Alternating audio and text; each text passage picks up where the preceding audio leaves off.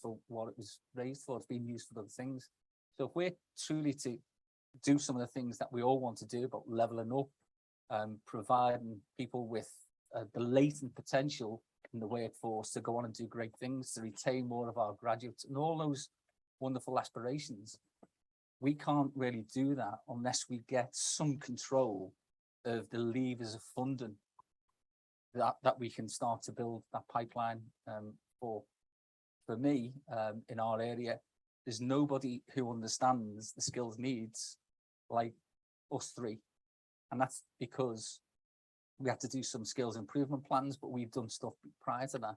So we've identified what we need now, but also plan for the sectors where there will be growth. And government can't do that for us because they don't know where we're spending the billions of pounds that we get in the interventions to create the demand for the future. So unless they work with us, those skills gaps and skill shortages will continue to grow. So that's the first thing that I'd like to do. Actually, I'd like Westminster to do little other than sort of, you know, the armed forces and that for us. I think whatever I could take off that lot would be better than like Johnson. That's interesting. We heard from Jim O'Neill earlier, who was saying something quite similar, that the Department for Education is the most centralised of all the government departments. So it's interesting to hear you say that as well. And Tracy, your mayoralty is the newest of the three. I mean, what have you, in your year and a bit in the job, what have you made of the challenges and opportunities in terms of tackling the issues that we're talking about today? Well, thanks for the invitation to speak today. And today is focused on young people. And we were just reflecting on the train, the far too long train from Leeds to Manchester, took us 50 minutes, on actually what this summer holds for young people, and thinking about all those festivals that have been cancelled and the difficulties through COVID and exam pressures. And in my region, there's a bus strike, so people can't get to their GCSEs. And, you know, all of those festivals that have cancelled, all those hopes and dreams of people who are performers, but jobs, those crafters that had market stalls, the engineers, all of that has gone. So it is an incredibly challenging time for young people, with real challenges around well-being as well. I really do think tackling the skills agenda is our opportunity as regional leaders to understand our communities and to deliver on the ground. And that's why the skills piece is so important. Now, we've lifted and shifted £65 million worth of adult education budget. We've also got Skills Connect, which is more agile. It's 16-week like boot camps training. That's in digital, in health and social care and construction. So we're intervening where we can, but exactly to Steve's point, that we know what we need. We've been able to trim from 200 providers in AEB down to 38. We're intervening with my Green Jobs Task Force. I committed to 1,000 skilled jobs in the green sector. A year in, we're already at 650 plus of those green jobs. We're really focused on opportunities for young people in the creative industries. You'll know that we've got Leeds 2023, then it's Kirklees Year of Music, Calderdale Year of Culture, Wakefield Year of Culture, all culminating in Bradford City of Culture 2025. We are a unique creative crucible in the heart of the North, with, for the first time ever, a creative committee that delegates money to the sector. We've got £12 million to spend on the creative industries, but it's also about training and skills. We know that the big problem that businesses, and whatever the sector, whether it's creative industries, whether it's Yorkshire Water or big multinationals, they come to West Yorkshire. We have these meetings about inward investment, and they say, can you guarantee us a skills pipeline? So what we're saying is, part of this package is you get this much money grant, this much as a loan, and we will guarantee you the skilled workforce, because this is the biggest challenge for our region. It's what is also a big challenge is we've got skilled young people in low skilled jobs. So we need to put the two together to put those skilled youngsters in positions where they can get those jobs. And that is about that missing link that Steve spoke about. But if I can just finally say that, for an example, that what Steve mentioned about the disconnect is the multiply scheme of numeracy that comes from government. They've given us a whole pot of money as a part of the shared prosperity fund. all that is very welcome. It's 2/3 what we got from the European Union, by the way, but you know, multiplied, thank you. It is delivered from Whitehall. It's just plonked down. Now, this is for those who are struggling with numeracy. The challenges getting people into a place where they're ready to learn GCSE maths. The interventions from those who have mental health challenges. They come from a poor background. Transport is a problem. They have a disability. We have so much more to do that I don't think government understand. They think we've ticked the box. We've given the North a bit of money to level up, but it's just so frustrating. And to the question about the powers, I think the power over skills post 16, AEB gives us powers 19 plus, and that's a lot of the damage is done then. We can really intervene at 16. We can make sure that those young people have got the pathway to a good job. And part of that is also the career service that is not devolved. And I think we should have a West Yorkshire career service. We know our region, we know every region's different, manufacturing, creative, whatever it is, rather than this sort of pepper pot version of career service. Some schools do a great job, others don't. And what is the future of the world of work? These jobs that we don't even know the names of yet. So we've got to prepare our young people and also our adult education trainers to understand what the world of work looks like. You know, I have £40 million to spend on tackling the climate emergency. So much of that money is going to be spent on people going out to retrofit homes. We need the workforce desperately, so we need the skilled workforce to do it. So we've got a job of work when government seems to be holding back the North. Getting a lot of agreement with that point there. Andy, if Steve's not stolen all your best line already, let's come to you now. Now, you're a trailblazer in that yourself and Andy Streeterman talks with the government to get new powers in a variety of areas, one of which is skills. You want to take ownership of post-16 skills in Greater Manchester. So tell us a bit about the issues as you see them and what you would do with those powers if you were to get them. Well, Steve and Tracy have said it, and I agree with everything that they've said. And we're about to test whether or not we can have it, because what they've said, we're about to put on the table and have a negotiation as part of that trailblazer process with the government. So it is about control of post-19 technical education at the city region level. That's what we're asking for. It's about co-design at the 16 to 19 level, recognizing that there's still some young people on a national route at that point, so you need to do it together with government. It is about control of the career service and bringing together a very messy, fragmented system in one place. We've already launched a UCAS style system for apprenticeships, which is what I call it. It's more than that, but that tells you what it is, called GMAX. At the moment, that's a workaround. If you had the whole thing, careers and pathways linked to that, then you would be making a real change. The apprenticeship levy, as Steve said, that should be under our control. Unspent levy should come to the combined authorities so that we can put that into the skills pot. I'm going to play in a little bit of DWP devolution here, because we do need to think lifelong learning, and the inflexible skills offer that often comes through the kind of national DWP route. You think about the retraining requirement with regard to new methods of construction, retrofitting, the way the mechanics industry is going to change with electric vehicles. There's a huge job of retraining to be done with older workers, and we're not ready for that yet. So they'll all be in our asks, Rob, and I agree entirely with what when I'm doing we're open book in terms of what we're asking for, because I'm conscious that we're asking for it for West Yorkshire and Liverpool City region as well. So that's the way we're approaching. We've got absolute cross-party clarity on that between the mayors, haven't we? There's no real disagreement. If I could just add two things, possibly three, just in terms of what more do we need, if you like. And it's not necessarily more all about powers. I think we need a school-age curriculum that serves our city region properly. And by that, I mean, a move away from the elitist approach that I think came in a decade ago or more when I was Shadow Education Secretary. And I did say this then, and I stick to it now.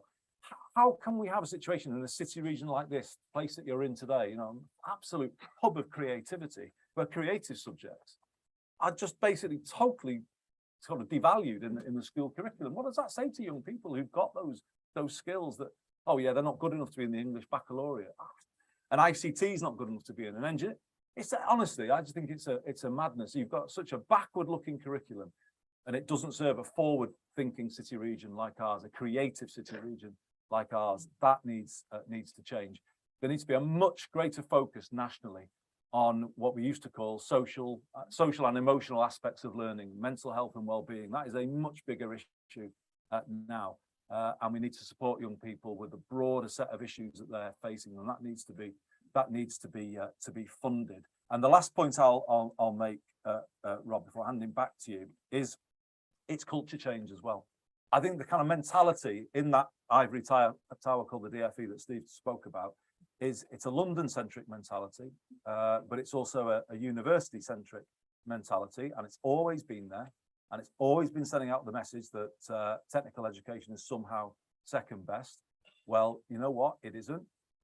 We need to sort of think seriously in this city region about degree apprenticeships, about giving people other routes, so that they don't have the debt worries that come with a traditional university route, which is right for some people, but not right for everybody here. And we're not seeing that change in thinking. But I just want to point to one specific thing, which is this government response to the Auger review. Am I right in thinking that they're proposing that if you don't get a certain grade in English and maths, you don't get access to the student loan scheme, therefore you can't go to university? That is such a backward step. That is so damaging to aspiration and social mobility, and it should be resoundingly rejected from this conference today, because, you know, as I said, young people have different skills, but they're meant to fit in a box that someone in Whitehall thinks they should fit in.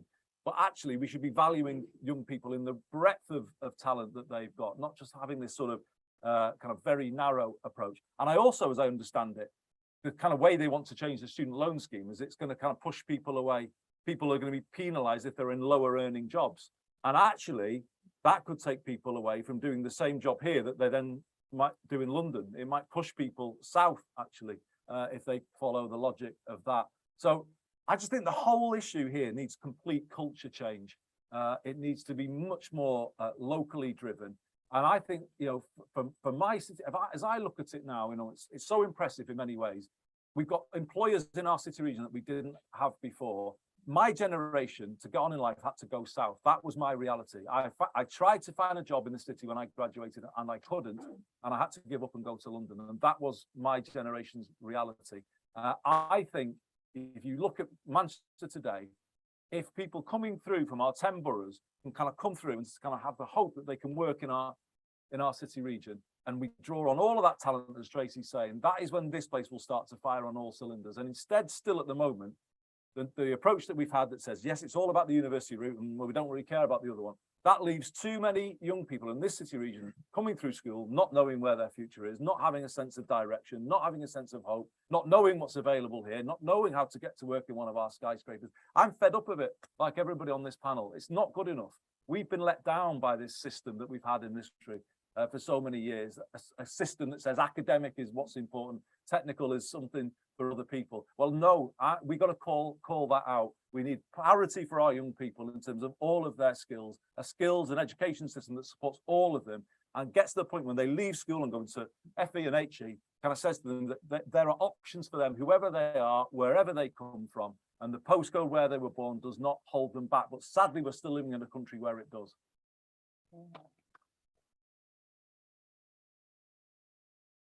Great stuff. Thank you very much. So we heard from the politicians now, but I think we should hear from the young people, as this is what it's all about. Now we're joined by three great young people from the Regional Youth Work Unit. So I'd like to just hear a bit about their experiences. They're sat looking a bit nervous in the front row. No need to be nervous, it's all fine. And I thought it might be nice just to, if you could just tell us a bit about yourselves, and then maybe just get a bit of a dialogue going between you and the mayors, like if they hear anything that they want to comment on. So we've got Kezia first. Now, Kezia, why don't you tell us a bit about yourself? My name is Kezia and I'm from GYMCA, representing Khan. My focus today is on education, especially the gap that the pandemic has created and the long-term effects and disadvantages on young people. It goes without saying that our education has been affected, but many young people I speak to also share concerns around how this has affected our mental health and well-being, all of which threatens to jeopardize our future opportunities and prosperities. Short term, when looking at further education, and long term when looking at employment. And whilst online learning works for some individuals, some young people I surveyed found that this created more problems and also left a gap in education and emotional support that may have been picked up sooner in a physical classroom. This also shows that pandemic hasn't only affected our education, but also our abilities and attitudes and behaviors. My survey gathered that COVID has hit us hard and has damaged our mentality and academics. I think we need more assistance from the staff in schools, and we need catch-up lessons to mend these gaps. We also need teachers to put recap lessons from the knowledge missed in our current lessons. Thank you.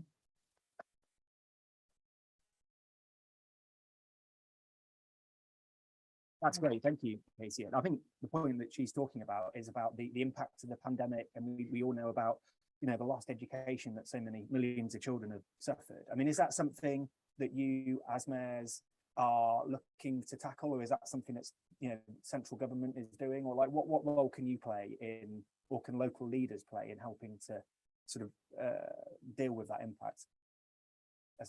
Anyone who wants to. Yeah, well, we identified that there's going to be an epidemic in this country of mental ill health during the pandemic. So that started to plan, I think it was around June 19, about what, no, yeah, that's about right, yeah, June 19, about what we needed to do. And we pulled together a summit on this. And you're absolutely right, Kezia.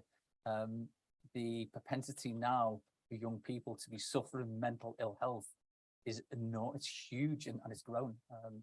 And because at this moment we have trusts who have responsibility for mental ill health, it seems that that's their responsibility, and it's not.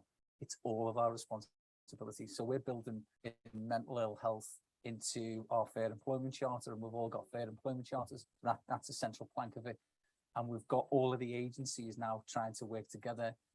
Zero Suicide Alliance, for instance, because unfortunately, there are people who, when they have bouts of mental ill health, unfortunately take their own lives. So we're trying to identify the early signs of mental ill health to prevent that from working. But it's for everybody to do. It's for school, and what you'll find is people saying they haven't got the budget. Everyone will say they have schools and colleges and universities and the National Health Service and the trusts and employers, unions, and everybody. It's everybody's responsibility, because this is a growing problem.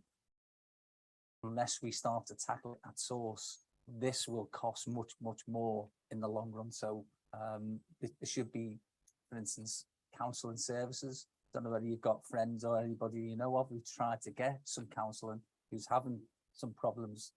One young lad, and this is going back some time when we were members of Parliament, but one young lad had phoned my office and said that they were trying to get some counselling and had been told to come back in 6 months. So they were having a problem. They were told to come back in 6 months, and then had threatened to take their own lives. And it was only, we were in a debate, and I had to walk out the debate and go and speak personally to this individual, because nobody else was saying, it's not my response, you know, it's not for me to do. We need everybody to take some responsibility for mental ill health. Thank you, Steve. Now, I'm sure Tracy and Andy would come in on that as well, but I want to move on to Rory Scriven from Wigan. Rory, tell us a bit about yourself, and what are the big issues on your mind?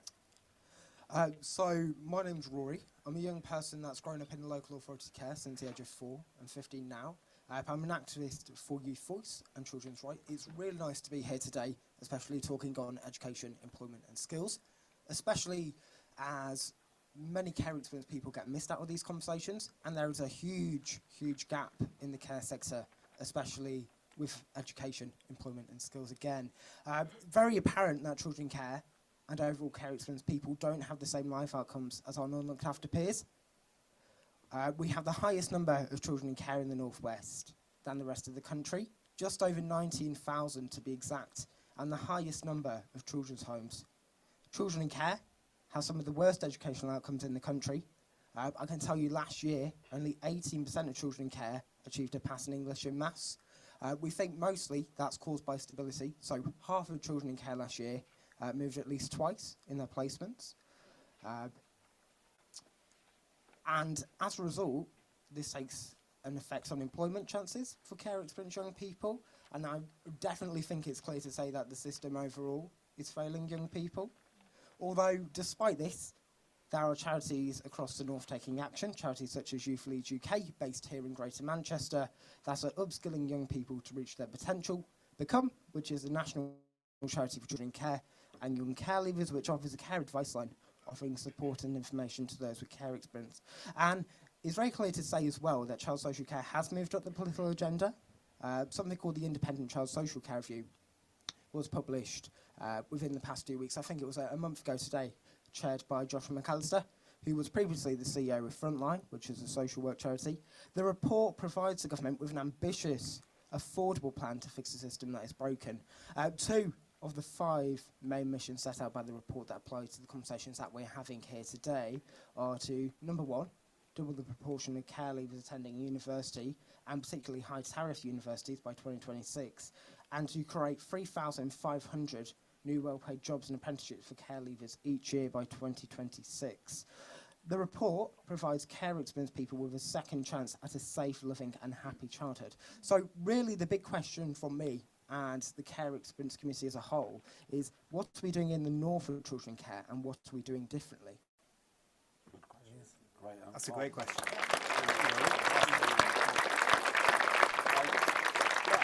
Andy, let's go to your fellow native Wiganer. Yeah, well, we live not far away from each other. Honestly, you put the points really directly there, and rightly so. So, to answer the question, we took a decision here to, amidst all the work we were doing on young people, to prioritise young people who'd experienced care. So, under the government's covenant, we've developed a Greater Manchester Care Leavers Guarantee. And what we're trying to do is give a kind of standard set of things that absolutely are there for every care leaver in the city region. And I know our councils do some great work differently, but some basics that are things that you can count on. Because I think the point you're making is, in a world that's become much more challenging, if you have not got parents to fall back on, you're in a much more exposed position, aren't you? Obviously, and we as the local state and the national state need to do so much more to put in place stuff to support you. So, to give you an example of some of the things that are in that, I think all of our boroughs now, I don't want to say something that's wrong. You asked me what we're doing differently.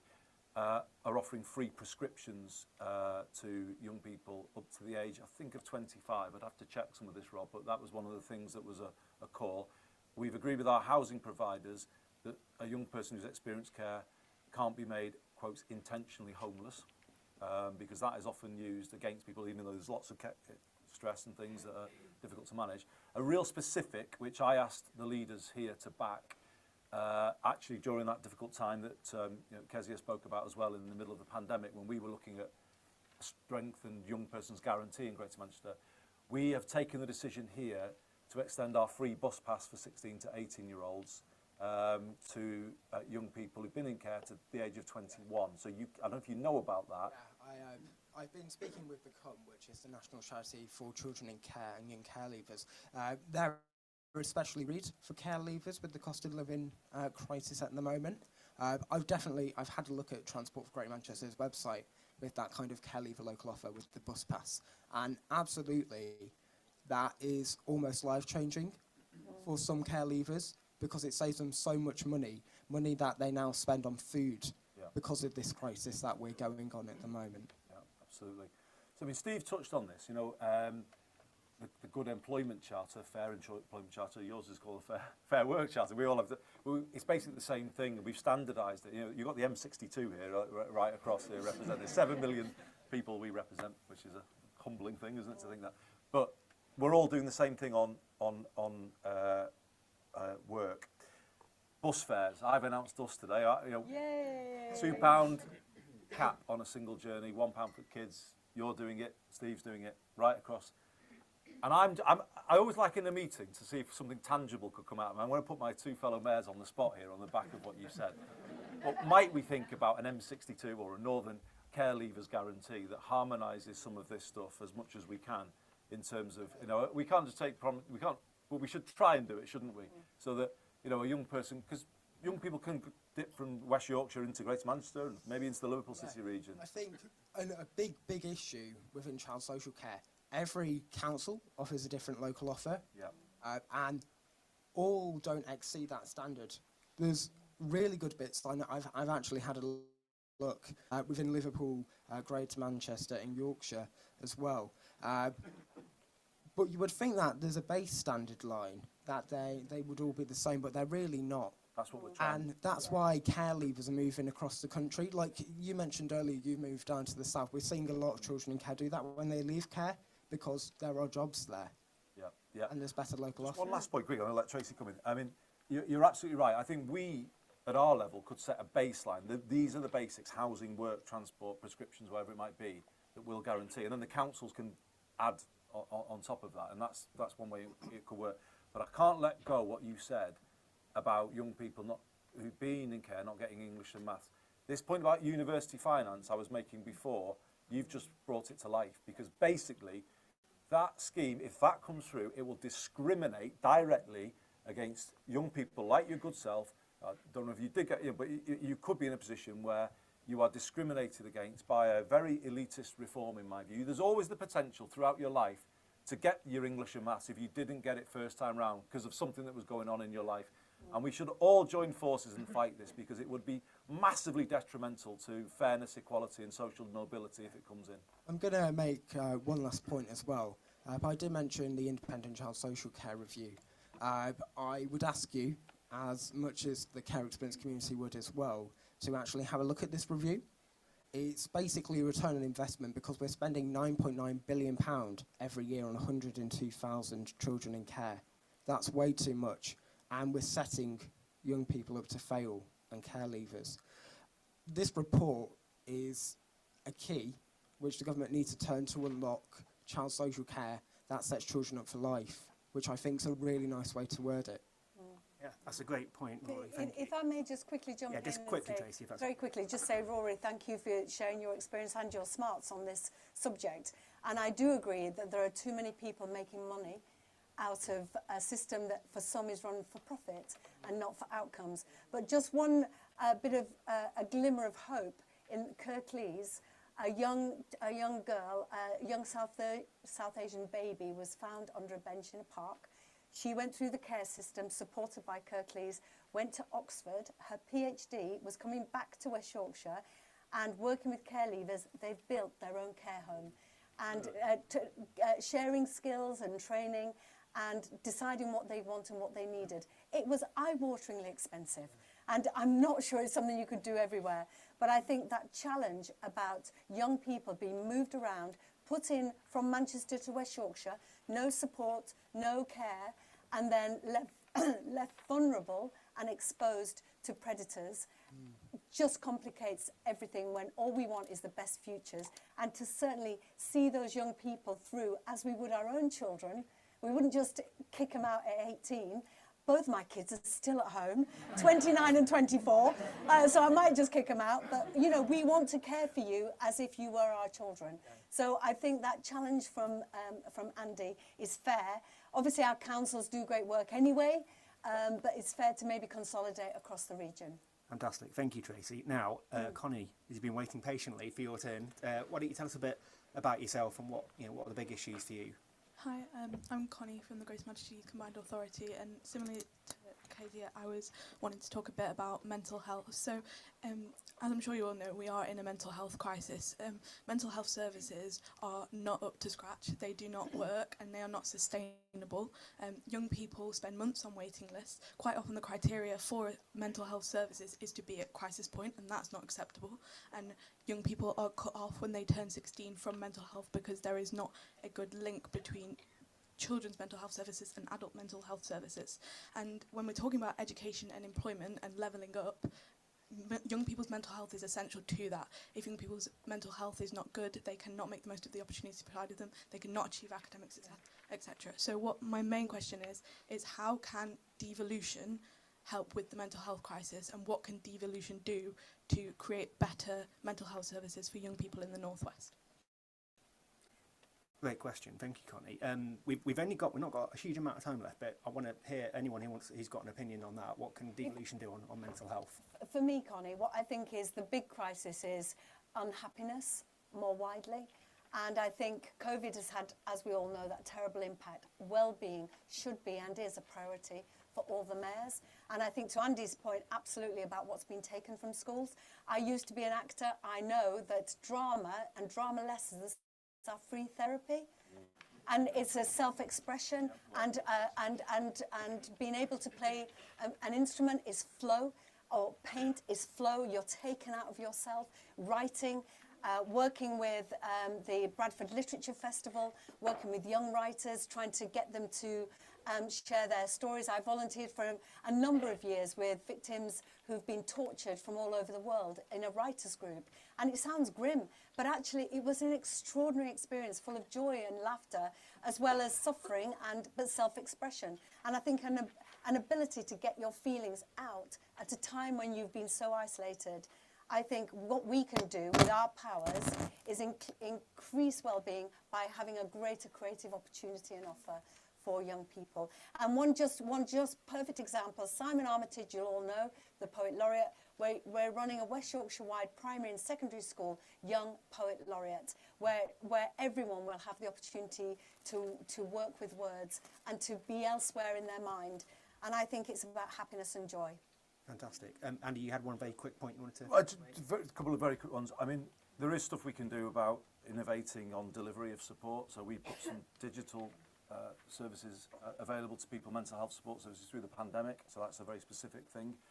We did pilot something called Mentally Healthy Schools, where we brought counselling through some of our devolved health money into schools, independent counselling provided by the community and voluntary sector. That was really good. The challenge was sustaining it, and I think we should look back at things like that. But just one last point, Rob. I just think it was implicit in what Kezia was saying before. We've almost got to rethink support in this world we're in now, because it's not the same as the world we left behind in March 2020. And you can't say to a young person, it's as Steve was saying, it's 6 months to your appointment. That old way of kind of managing health service waiting lists is not good enough in a time when young people need the help now. So I'm asking my team here to look at something called a live well service. People call it social prescribing.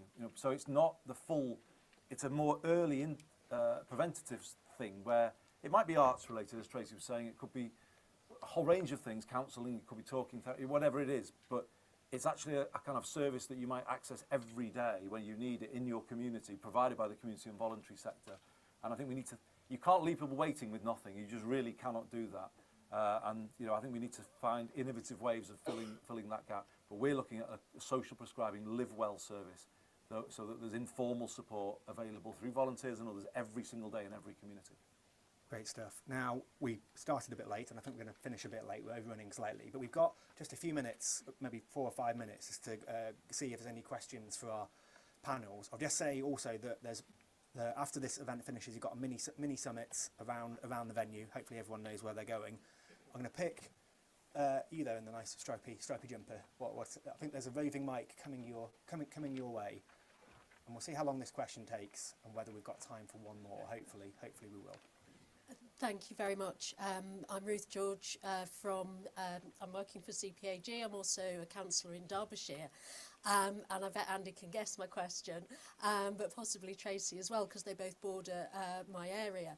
And it's to ask whether combined authorities and actually having a better offer in those combined authorities has an impact on particularly young people in bordering areas, and whether devolution can deliver for people across the whole country. If we get devolution, it's going to be centred in Derby and Nottingham, which are between 50 and 70 miles away, and most people there don't know where we are. most people where I am, youngsters go to college in Greater Manchester because we haven't got colleges in Derbyshire. People go to work in Sheffield or Yorkshire or Manchester because there's less opportunities where we are. So how can we build equality that is not around postcodes that includes everybody regardless, I'm afraid, of those regional boundaries?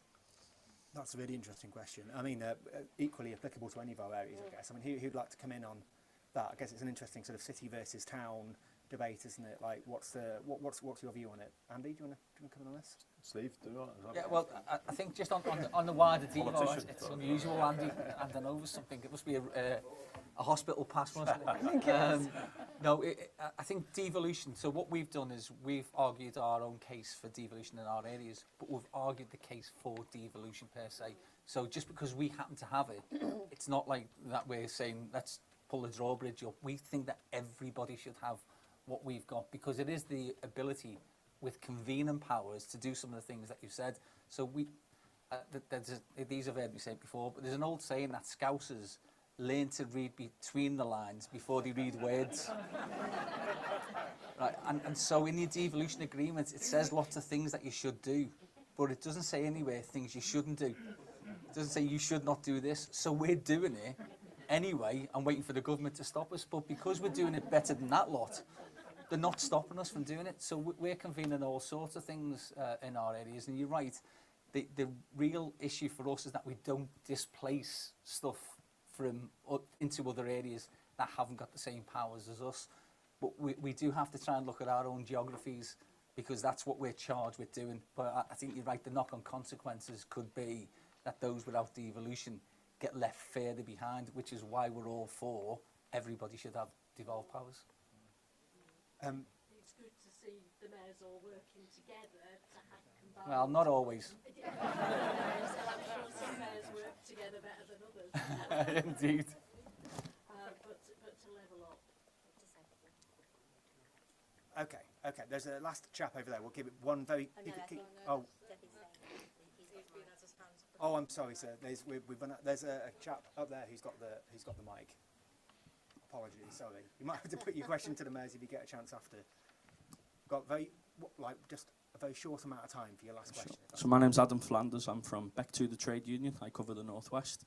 So Andy and Steve, mainly, you'll remember back in the day of the good old Labour government, of education maintenance allowance, and that was a system a bit like the bus pass that young man spoke about. It was a lifeline to youngsters, but there was also a financial incentive for further education, and that allowed me, coming from the background I did, to undertake further education. I didn't have to worry about transport, I didn't have to worry about feeding myself when I was at college. I was able to buy myself some clothes and feel comfortable and decent. You know, just the basic fundamentals. It wasn't a huge amount of money, but it made a huge difference to my life. It then allowed me to go on and get a job in the NHS, and again, under you as Health Secretary, my degree was paid for by the NHS. You know, there was support systems and mechanisms in place when the government invested in the right areas. It made me laugh when the minister, whose name I've forgotten from DV, talks about an analogy of a fort in Manchester protecting us from the Anglo-Saxons. I'm sure the local authority leaders in the north feel like the government are the raiders, and we're bringing out our inner warriors, was the last chair's thing, to fight against these cuts. We need proper investment in the proper areas. It's as simple as that. And devolution, you know, we need to look at things like EMA and supporting the youngsters to bridge that gap. I think just on that, I mean, I was Shadow Education Secretary when that was removed. It was one of the things I was most proud of the Labour government, you know, that young people who didn't have the money at 16 could go to any school, college that they wanted to go to, or get on with their life without sort of things, other, you know, money holding them back. And that was behind my free bus pass when I came in as mayor. And actually I think it's better because it's universal, whereas EMA wasn't. You know, there was a cut-off of the EMA, and it was often a bit of a bone of contention. And also, you just know, giving people mobility, unlimited mobility, is an amazing thing. I remember a kid from Tameside. We had a celebration event for the R-Pass, and we were saying what we've all used it for. And this lad stood up and said, "Oh, I've used it to visit the other 9 boroughs, so I'd never been before." And the thing about that is, people are living in really, because of cost of transport, they're isolated. You know, encouraging young people to get out and about and explore and own the city region that we're in. And, you know, I've obviously just could not agree more with you about that. And for me, I'll just finish on the point. For this for me is all about mobility and aspiration, isn't it? You know, at that age, don't limit people's horizons. You know, I don't think we're yet firing on all cylinders of this city region because the talent pipeline that Tracy described isn't there. But when it is there, and that's why I did the RPAS, it was a statement of we believe in you. Others might not, but we do. We believe in every young person in Greater Manchester. We believe we've got the best talent in the north. And we want to get the most of it. And that means growing up thinking, you know, look, you know, a young person in Oldham, you know those skyscrapers, yeah, I might work there because I've got the RPAS. I could get there and I know I can go and do something. And that, I think, is the phase we're at here in the north. And yeah, when ministers come up here and talk about thought, well, let's turn it round, you know. I'll get my crown out and my cloak out, and we'll meet at Knutsford services on Monday morning, and we'll go south and we'll tell them how it's going to be in terms of life chances being fairly spread around this country. Because life chances are not fairly spread around this country. They're certainly not there for young people who've been in care, but across the north they're not there. And you know, I think three of us you've heard today. We are together. This is what brought us into politics, isn't it? We don't care about anything more than this, and it's what we're going to fight for as mayors together on your behalf. Great. Andy, thank you so much.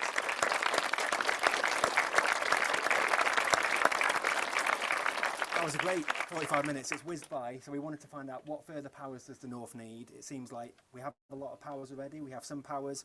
We really need more. So we've had a great debate. I want to say thank you to Andy, Tracy and Steve, and also very much to Kezia, to Rory and to Connie. Yeah. Great work. Yeah.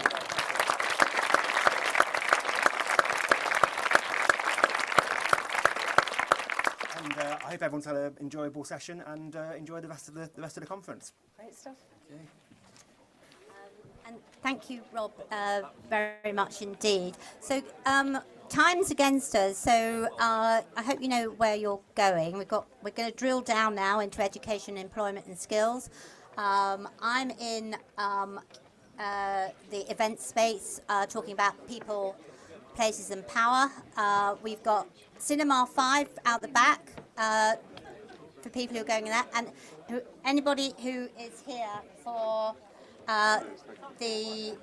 just stay here if you are here for the Green Skills Summit. Okay, stay here. Yeah.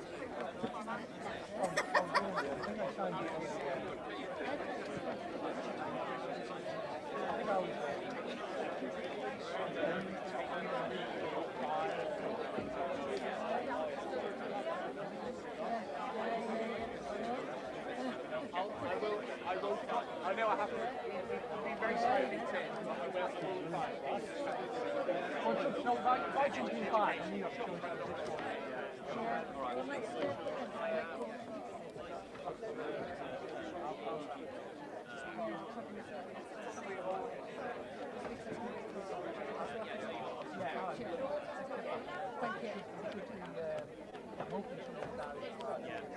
So we'll either speak, tomorrow.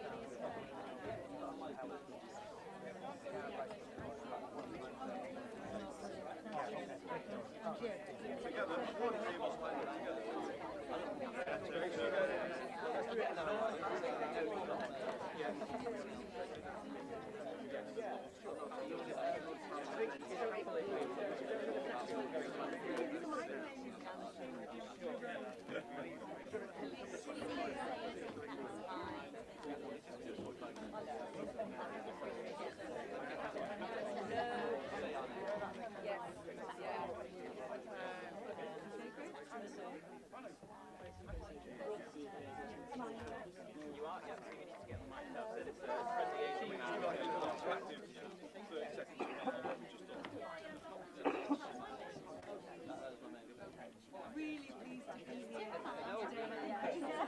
Young people about the challenges that face care, really learning a lot, but also showing where you It's a great session. Young people in the room, putting challenges to us, things that we can do something about. Yeah, it was great, wasn't it? It's great to know that whilst we're doing things differently, there's a lot of commonality in what we're doing.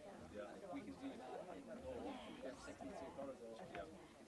We're all agreed, aren't we? We want control, more control of the school system so that we can match young people to the jobs that we're going on and train them. Yeah, that's the call we're all sending out to the government. Yeah, and certainly well-being is really important. So that creates a lot of opportunities for young people to find some happiness in life, you know, and to also have jobs and training. It's really important. Great event. Well done.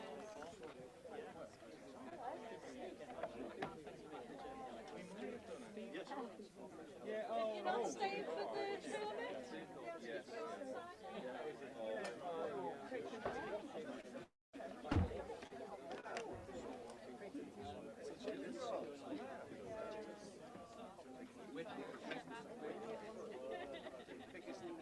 Thank you, Anna.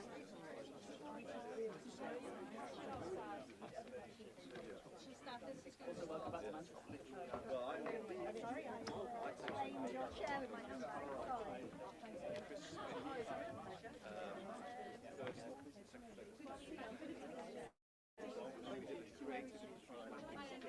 Tracy, thanks for coming over. Cheers. Another pound.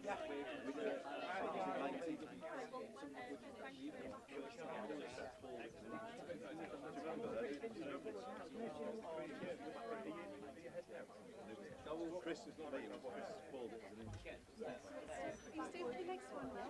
I'm in the next Green Skills Summit. I'm here for the long haul. No, I'm just Stay in touch, and do you know, I just love our little book club. Nobody does this. They're so rude. And Lynn is so fierce. It's like, oh, but nobody just responds. Sorry. Then somebody responds and you think, oh, they're taking pity on me. Nobody's responding. Cheers, Emma. It's so nice. Oh, okay. Cheers. All right.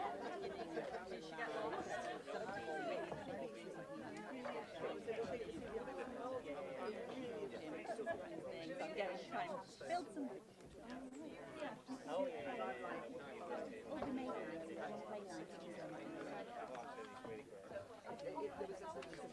It's so nice to see you. Oh, thank you.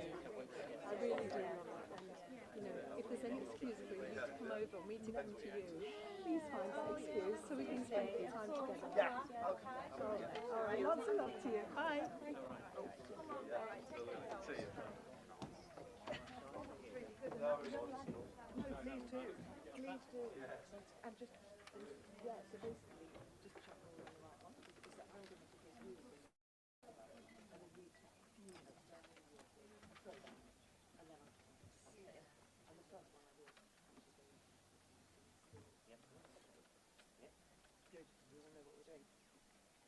Hello everyone.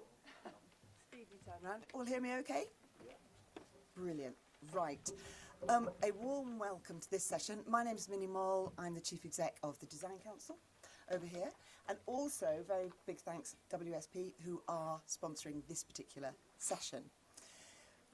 So, diving straight in, we've already spoken quite a bit about skills, but really, really specifically green skills. And one of the things I've really noted is there's so much talk about green jobs, green jobs, green jobs. And I'm really hoping we're going to dig in a bit into what are green jobs and therefore how do we bridge the skills.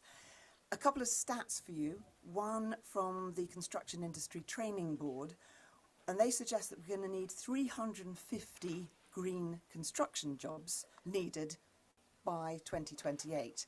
I've been in quite a few roundtables recently talking to people within the energy sector. Just the energy sector alone, the number of jobs to build the wind farms, etc., and all of the infrastructure we need to transition. Energy alone, huge transition, huge need for jobs, huge opportunity.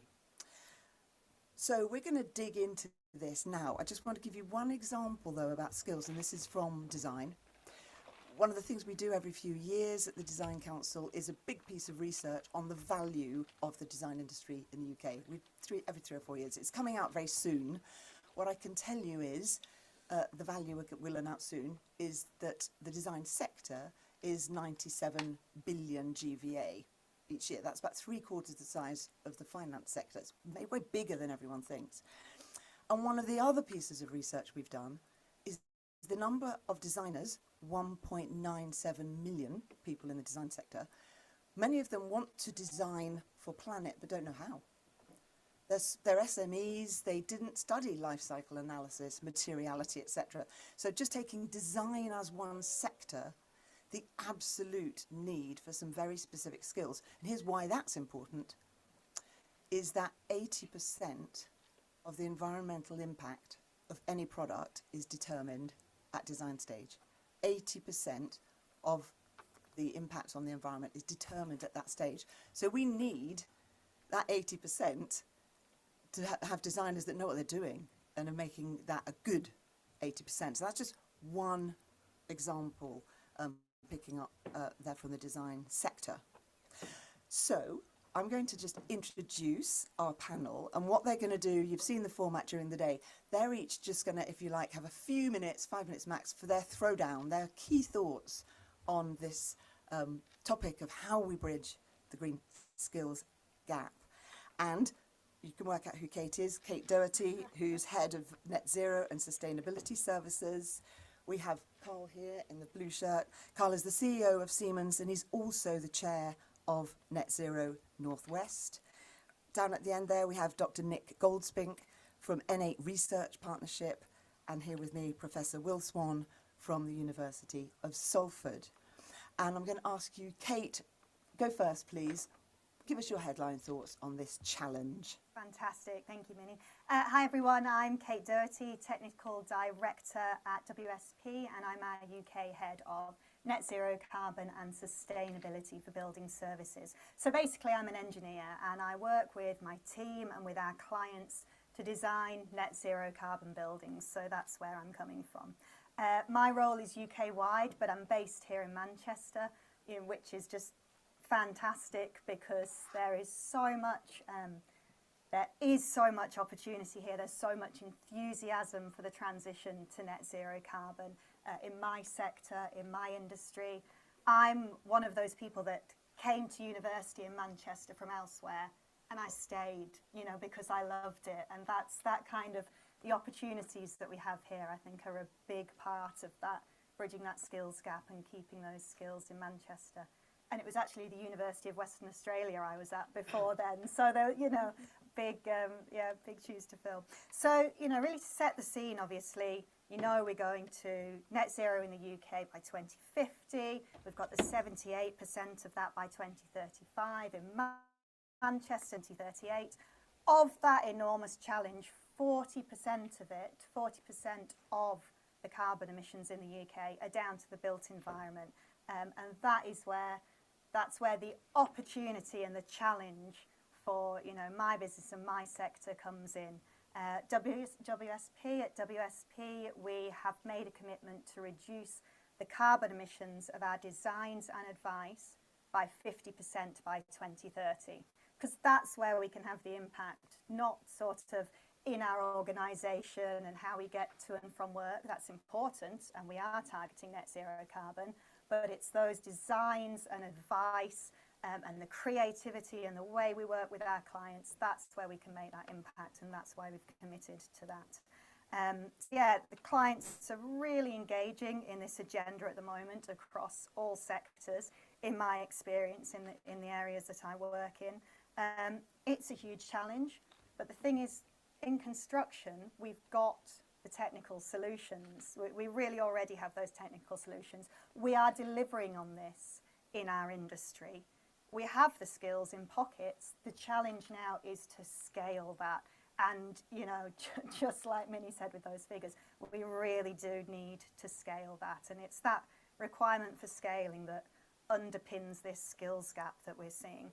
So in my line of work, I've absolutely seen a massive uplift in the demand for net zero carbon building design, and it is growing and it is growing. And it's definitely fair to say that right now, the people and skills to deliver what I need to deliver for my clients are in short supply. They absolutely are. So a lot of my role now has gone from being 100% technical to actually trying to coordinate internally and externally that recruitment and that training and that upskilling that's needed. And it's challenging, but it's a big opportunity and it's exciting space to be in.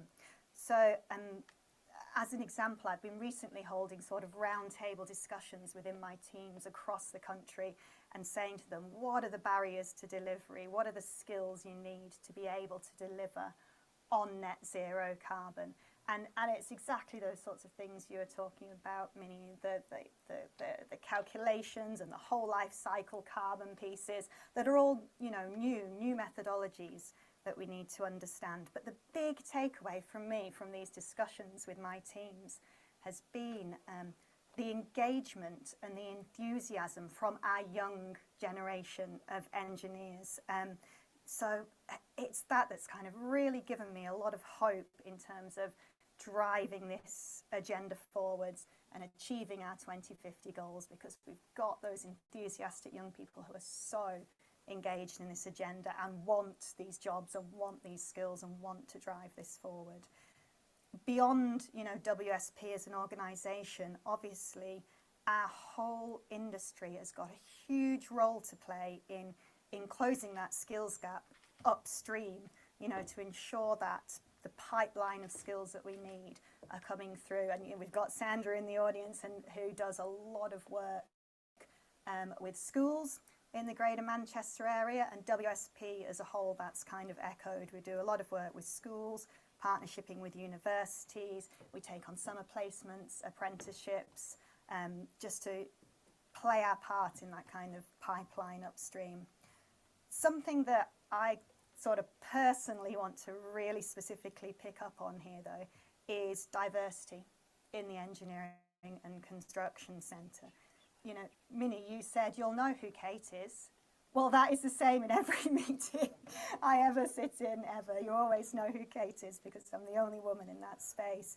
So really specifically attracting more women to the engineering professions is something that's really important to me. Before we even think about net zero carbon and the skills gap to get there, the UK as a whole has got a really significant shortfall in skilled engineers already.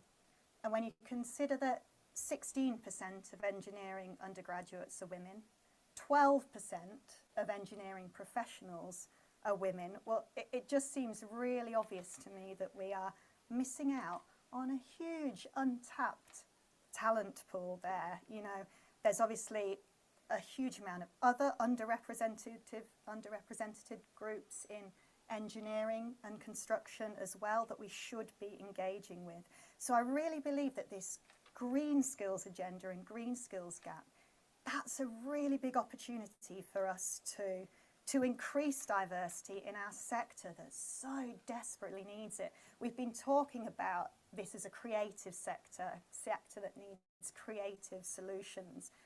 To come up with creative solutions, you need diversity of thought and experience in that room when you're coming up with those designs. It's so important.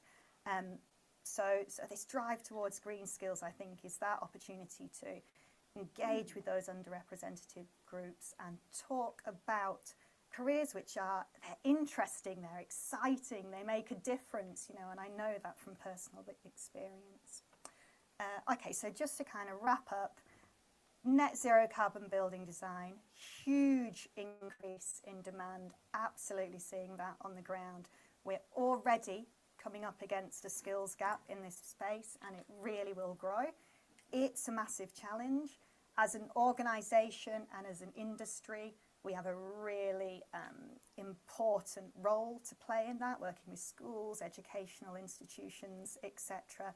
But I really am optimistic, and the two reasons I'm optimistic is firstly just that passion and enthusiasm of the young people that I deal with for this space, their ability, I think, to drive this change that we need. And secondly, that we've already got this massive pool of untapped potential in our women and those other groups that are not represented in this sector. Thank you, Kate. And another stat from the upcoming Design Council research, 77% of designers still male, and that includes engineering design. So there is much to do. Carl, can I ask you to pick up the baton? Thank you very much. So, Carl Ennis. I'm going to do like Kate did and out myself at the start. I'm also an engineer. So I'm also of this place. So I was brought up in Rochdale and I served my craft apprenticeship in a company that no longer exists there as an engineer, a Whip and Bourne, a switchgear company. So the conversations this morning have been really interesting around the role of apprenticeship and where it can lead you to. I'm lucky to sit here today as the CEO of Siemens in the UK and Ireland. That's I won't go into all the details, but we're quite a large engineering organisation covering energy, healthcare, mobility, industry and the built environment. 16,000 people in the UK. So that's a little bit about my background. In terms of answering the question about what is a green job, I thought it was really interesting this morning that one of the panelists mentioned two types, and I'll talk about the second type first, and it was this conversation around an old adage that I love, the reduce, reuse, recycle adage, right? We always forget that first bit, and it's really interesting that in the Energy White Paper there's no conversation around energy efficiency, and yet that's the first thing that we all need to address. So the reduce topic. And then the same person went on to talk about the role of digitalisation and the risk to jobs. I'd like to point out that this isn't the first industrial revolution the UK has gone through. And at the time of each of those industrial revolutions, everybody said, oh my God, it's the end of it, what are we all going to do? And guess what? We're significantly better off at the end of it. And I think that's exactly what we'll see with the fourth industrial revolution and the digitalisation of driving efficiencies. It will release us, it will drive the quality of jobs, which was a topic this morning. It will drive that further up. So I don't think that's something to be afraid of. I think that's something to embrace. And if we don't, we will find ourselves behind our European competitors, as indeed we already do. Now then, back to the other area of green for green. I'll talk a little bit about, so there's this question about how do we scale green jobs. Actually, I think we know how to do this. It's about stable planning. It's about a little bit of government seed funding, which pulls in private equity, builds supply chains, and delivers. Now, the role that government have to make in that is market making. As a businessman, I would argue that's the only role I really want them to play, and then to exit stage left and lead us to it. You know, I think that's really, really important. But for that to happen, there have to be government have to make decisions, and I feel that at the moment they're reluctant to make those decisions. I think the North as a wealth of opportunities to really play a big part in this, and we'll talk Hull, whether it be Hull, wind on the Humber, batteries in the northeast, big plants there, hydrogen in the northwest with the HyNet project, or nuclear in Cumbria, where we are overly endowed with opportunities to play our part in decarbonising and delivering great value, high value jobs. I'll talk a little bit about wind because it's often used as that's where it went really, really well, and Siemens played a big part in that, and I'm always proud to say that. And then I say quietly, as long as nobody promises to tell anybody else, it's actually a little bit of a failure because we didn't act early enough, and so the supply chain is actually very poor. So our argument, and whenever anybody in government suit is prepared to sit down and listen, is to say act early. You need to make a decision. We're not doing it aggressively enough on hydrogen, and that means we will eventually rely on hydrogen and nuclear, but it might not be developed here, and therefore the good jobs might not be here, and we might be a taker of technology and not a creator and play a part on the world stage. I'll finish by saying a couple of things. We talked about T levels as an industrial organisation. I find the educational landscape an anathema. I think I'm a pretty smart guy, but I can't work it out. T-levels was a step in the right direction. I'm very supportive of that. And there was also a conversation about levies, and Steve Rotherham mentioned it was a stealth tax. also quite unusual. I'm a commercial organisation who says I believe in that. I actually think, though, however, what we should do is broaden it and allow it to be used for lifelong learning rather than purely at apprenticeships. As an apprentice, I think it's really important, but actually one of the challenges we have as an organisation is in 10 years' time, I'll have 80% of the staff I've currently got, but I'm pretty sure that my business will look pretty fundamentally different, and so I'm going to have to retrain 80% of my staff over the next 10 years. So how do we do that whilst accepting we need to bring in people? And I think at that stage I will leave it. Fantastic, thank you. And just something to add in here, you know, as an outsider looking in to Manchester, I'm not from Manchester, there is so much that is going on that is positive. And of that 1.97 million people in the designer community, about 400,000 of them are in the north of England and Wales. So there's an enormous amount happening. Nick, the baton over to you. Thanks. So my name is Nick Goldspink. I'm a Research Partnership Manager for the N8 Research Partnership.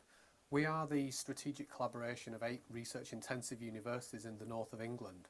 About 2 or 3 years ago, just before the pandemic in fact, we became interested in how universities can contribute to the net zero agenda through research and innovation. What can universities do working with business to really drive research and innovation in the green economy in the north of England? We put together a programme which focused on hydrogen and it focused on the rural economy, but we got a lot of feedback from industry that the real challenge was skills. And so we've spent 2 or 3 years speaking with industry, and I'm intrigued by the question of what do we mean by green skills. You can read about a definition of green skills. The Green Jobs Task Force has a one that I can't remember because it's quite convoluted. But it's clear that there are 2 types of green skills. There are skills that are needed to perform jobs that will involve new technologies or evolutions of current technologies. So there'll be new technical skills. But it was remarked earlier today, and it's something we've heard a lot from industry, there needs to be a cultural change. Every skill needs to be a green skill. Every skill needs to be thinking about how it can be greener. And I was trying to think of an example of a job that doesn't apply to. And I came to the conclusion that we all use email. Email uses data, data uses energy. You can always send more succinct emails. Discuss the football less. I looked a couple of years ago at how many emails I sent just to our sort of team, which could be done more efficiently. So I can't think of a job that can't be more greener if it really tries. So that for us was quite interesting. And then we got on to then, so if we're talking about gaps in new technologies, where are those gaps? And again, there were some really good reports. The Green Alliance put a report out, I think in January of this year, the Green Jobs Task Force from last year, both list skills that are needed at a population level. But I think one of the real challenges, and we've probably heard this number today already about the 10,000 heat pump engineers that we need, is that when you talk to FE colleges, they say, well, when we talk to business, you know, nobody's saying we need 10,000 heat pump engineers. They're saying we need 2 or we need 3. So you need to understand and have that granularity at a local level as to what your specific skills needs are. And I'm reminded, of course, that Manchester's done a really good job in thinking about retrofit, and we were involved in some of the early conversations about that. One of the challenges of retrofitting housing is what are the right things to retrofit with. Solar doesn't necessarily work for everywhere. I hesitate to suggest Manchester may not be one of those areas where, unless it rains less than I remember. But things like heat pumps, you need insulation. It needs a particular type of housing. So again, you're looking at specific skills in specific areas. So a generalist approach to delivering skills doesn't work. And again, that's what we've been hearing from business. Not only is it not enough just to to say, well, this generalist approach doesn't work. Businesses are at different parts of their journey. Large businesses, and there's one in the Northwest, BAE Systems, have their own academy. They have their own apprenticeship, and I'm sure others do. I don't, Siemens may, yep. Then there are companies, and we've heard from about the Glass Futures program earlier today. We know that we've had conversations where they would love to have their own apprentice, but right now they don't have the critical mass. And then there are SMEs, and I can't remember what the number is, but I think it's either 98 or 99% of the economy is made up of SMEs. You know, they are not large enough to have their own specific programs, so they're reliant on existing provision, whether it be through FE or through online platforms. So how do you address the needs of companies that are all at different scales and all at different points in the journey using a one-size-fits-all solution? So that for me leads into another question of what investment and powers are needed to scale up and deliver. Well, it's flexibility. It's flexibility to change the way that we deliver skills. Some of the combined authorities have devolved skills funding, and if there was somebody from particularly the Northeast LEP here today, they could probably tell some really good stories about some of their schemes, which have much higher rates of employment at the end of them because they are bespoke and designed for industry need. Finally, I'm going to just touch on I had the question put to me, how will skills shortages limit our ability to decarbonise and to move towards net zero? Well, it's going to be enormous, but it's not the only part. According to the Green Alliance report, all sectors are struggling with skills, and the ones that need to decarbonise the most are the ones that are struggling the most. But there's more to it than that. It comes back to this cultural shift. If we had 9,000 heat pump engineers, what are they going to do? You need homeowners to want to have heat pumps. There's got to be work for them. So in that sense, it's not 10,000 new jobs tomorrow. It's 10,000 people with new skills that evolve over time. So coupled with that, there also needs to be drivers to help homeowners and landlords want heat pumps installing. If we want to support the battery technicians, we need to make sure that the demand for electric cars continues to grow. There's a circular argument here of one of supply and one of demand and finding that right balance. But whether it becomes a virtuous circle or a vicious circle is really the question. And I think that's what we have to answer. Nice ending. Thank you. Thank you. And finally, Will. So my name's Will Swan. I'm Director of Energy House Labs. So basically what we do is we look at net zero, low carbon housing, new build and retrofit. And I think there's a really interesting story of, we had a T-level placement because we're interested in schools, we're interested in working with FE. It's something that we see is incredibly important if we're going to scale up the challenge. And the T-level placement came to us and said, no, I'm not really interested in all this because I want to be a bricklayer, because bricklayers make loads of money. And at the point they said it, a bricklayer, an experienced bricklayer in Manchester is earning pro rata £80,000 a year. However, 9 months before, the UK's largest house builder built what they were going to view as their future house to meet the future home standard, and not a single brick was laid. And I think that kind of gives us an indication of the lack of joined upness between industry and the perception of where we think the jobs are going to be. Because if you think that the young man was 17 years old, possibly by the time he's in his mid-late 20s, he has a skill that's a heritage skill. Because once the UK's largest house builder stops laying bricks, the rest of them follow. And all of a sudden there's 200,000 houses not being built with a particular skill set. So to me that's really interesting, because it indicates to me, and I'm kind of an outsider, I'm kind of an outsider from skills really, because I'm in research and innovation, we do lots of things with industry. So as an outsider, the joins are not very clear, and actually understanding what we have even as a city region or as a northern powerhouse, what we have in terms of skills, who's delivering what, to what standards, and the joins between all the different levels, the boot camps, the T levels, the BTECs, the A levels. It must be quite bewildering for learners to engage with, and also to some extent for industry to engage with. So I think I'm probably going to echo some of the things that people say about having this. Net zero is an existential challenge, it's really, really important.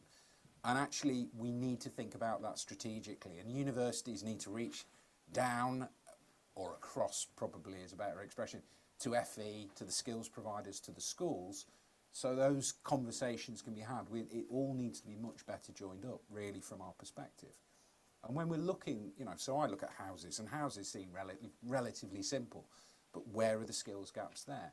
So if we're moving away from bricklayers, what we're looking at, manufacturing, modern methods of construction, electrical heating, and digital is a huge gap in the skill set of the house builders.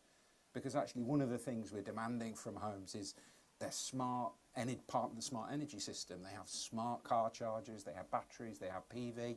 That's actually quite a technical challenge for an industry that's basically been building the same thing for probably 50, 60 years, and probably longer in some aspects of the technology.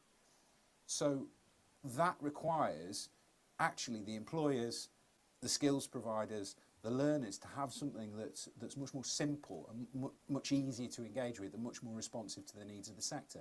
Because otherwise, if we don't operate like that and don't take net zero as seriously as we might do, what we end up with is a whole series of people with skills that are abandoned, 10 years down the line. And we don't quite know what to do with them, and they're kind of retraining again. So actually making people aware of these changes, when they're young, when they're making choices, and why those choices are changing, so that awareness that Nick was pointing to is that every job is a net zero job. Having that more easy to engage with skills infrastructure, and a skills infrastructure that is more fed in from all sides, actually creates more opportunities for us to get that skill set. Because one of the big challenges of retrofit, we probably build more new houses than we retrofit. And the reason for that is, one, finance and how we finance it, but the other one is skills. And some of those net zero skills are not new skills, they're about measuring things properly and fitting them and installing them properly. So, but understanding that and understanding where those different skills lie, I think, from my point of view, if we want an end state, we have to understand where we are now, where we would like to be, and actually have a more integrated, and I think a place is a great way to do this, have a more integrated approach of doing this. Because I think the way that the central government works doesn't kind of meet the needs of places particularly well. So I think, I don't want to see that guy learning a series of skills that he's not going to be able to use and not going to make as much money as he thinks he's going to 10 years down the line. I want them to be future-proofed, and I want them to be part of the solution. Okay, thanks very much. Thank you, thank you. So let me pick up on one theme that I think's flowed a fair bit during today, and certainly in this session. There is this current disconnect between what businesses need and the education system coming together and being a beautiful match. So who's going to sort that out? Whose job is that? Carl, I'm looking at you first. Who's going to sort that? I'm not sure it's ever solvable, because I think we're talking there about the building analogy, which I think is a great analogy. You learn a skill now, it's gone. I think that's true of many skills, and I think one of the skills we're going to have to learn is this fact of flexibility, the ability to at some point. I'm lucky enough that I left school at 16 and I've been an engineer, and I won't quite tell you how old I am, but I'm as older than I look, so for quite some time, right? So I've been an engineer. Now, actually, my son has just left school. He's just started university. He's unlikely. He doesn't still quite know what he wants to do, and I'm not convinced him to do engineering, sadly. I know. But whatever he does, it's unlikely he will be in the same industry for the next 40 years.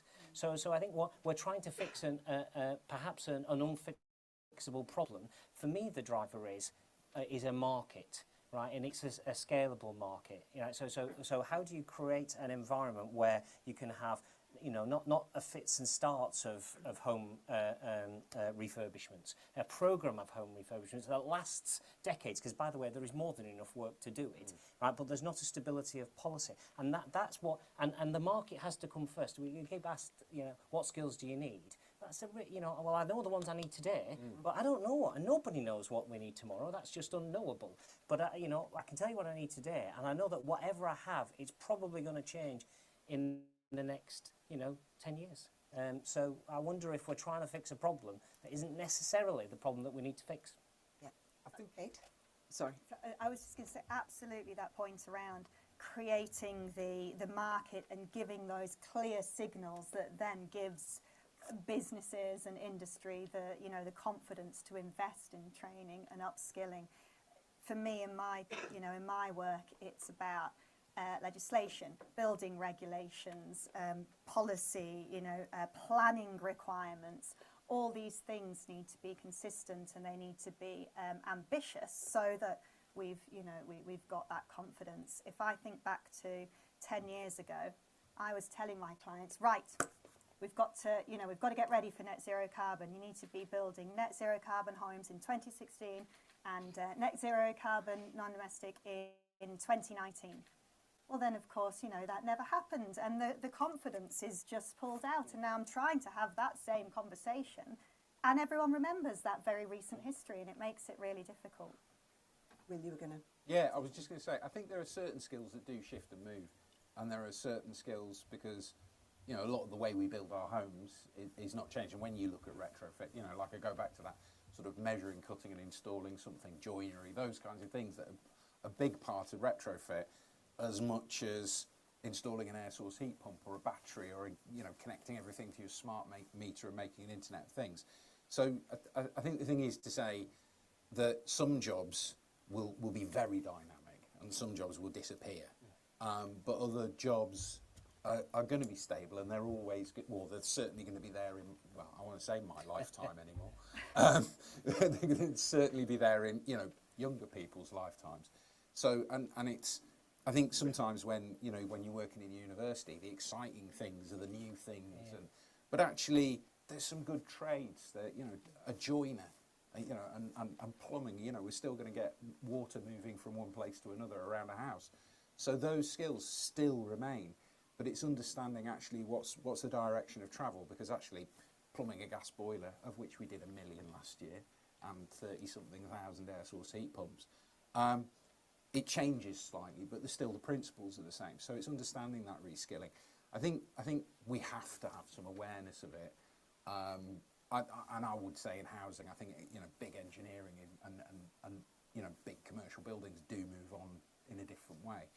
But actually understanding what that skill set is made up of and where our gaps are is an important exercise. It's not an exact science. It's always going to be perfect, but actually understanding that is quite important. But I absolutely totally agree about policy, stability, the ability of people to invest is 100% right. I think there's another interesting stat which is pretty good. We can get 80% of our way to net zero with the technology we have today. Right now, as a technologist, I'm disappointed in that because I'd like us to spend money on new stuff and widgets and gadgets. But the reality is we could do it. So why aren't we doing it? It's back down to Kate's point about policy, stability, and that doesn't create... And by then someone said, oh, well, we can't afford to do this. And I remind everybody of the wind. Oh, well, we spend billions on... No, the government doesn't spend anything, almost nothing on wind. Right? They seed funded it. They set a standard policy and they put a bit of money in there. It's now actually mainly funded by Canadian pension funds, right, which is slightly sad, and hopefully it'll be UK pension funds in the not too distant future. But so that money, there is not a shortage of capital. There is not a shortage of capital that wants to invest in green. What it wants is it wants to know when I invest it, I'm going to start and it's going to be there in 10 years and 20 years time. And I'll accept that it's only a small return. I'm not looking to make them, to quit overnight and have made all my money. I will accept low returns, but I need certainty, I need stability. And just one thing, just picking up on the policy, this is a stat I heard the other day, and this is like, really, this cannot be right, is, it takes a year to build a wind farm, 7 years to get the planning permission. And, an example of where the blockers are. Absolutely. Blockers are currently. Now, I'm acutely aware of time. I've got to bring us into land in about 4 minutes, 4 or 5 minutes. Questions? This gentleman here. Anyone else? And then... Lovely, and then one right up at the top there as well. Okay, thank you very much. Jim Coleman from WSP. I'm a colleague of Kate's. Excellent discussion, excellent points. I've written everything down because it's very, very helpful to the work I do. I think there's a huge challenge around sequencing because the points that are being made about the skills needs and the demand side somehow converging and working out what that sequence is. And we haven't really had to do that in economic development before because we haven't had a target like net zero. And I think that's a huge challenge. Very interested in Carl's point about offshore wind. I completely agree. Very successful on the one hand, but unsuccessful on the other because we did not build the proper value chain. I suppose my key question is, how do we avoid that with hydrogen? Yeah, I think that's for you. Oh, we're slightly too late if we're completely honest. And to put it into context, the European Union are spending, I think think it was 5 billion on their hydrogen, and we've invested 300 million. So that there is a risk with hydrogen that we will also be behind the curve. And I'm lucky enough to get an audience with Kwasi. I'm not sure if that's lucky or not, but I get an audience with Kwasi every now and again. And I talk to him. Somebody mentioned it this morning about industrial strategy, and I mentioned that, and he comes out in spots and hives, right? So I say, okay, don't give me an industrial strategy. Can we have a strategy for industry then? And there is lacking that strategy, and the government, bless the cotton socks, are reacting to things, and somehow we need to convince them to get out and say. They say they didn't bet on wind. Of course they bet on wind. Contracts for difference would only have resulted in wind winning. So they just didn't have the fingerprints on it, so they felt good about it. Sometimes politicians have to be prepared to put the fingerprints on something, because that gives confidence. Thank you. Our next question. Hi, I'm Melanie On, I'm Deputy Chief Executive at Renewable UK, and I wondered if the panel thought that there was an opportunity for increased cross-sector working on the skills agenda, because as we move forward and see increased, I know the smiles every time you say cross-sector, we try, but increasingly everything's going to be built around electrification.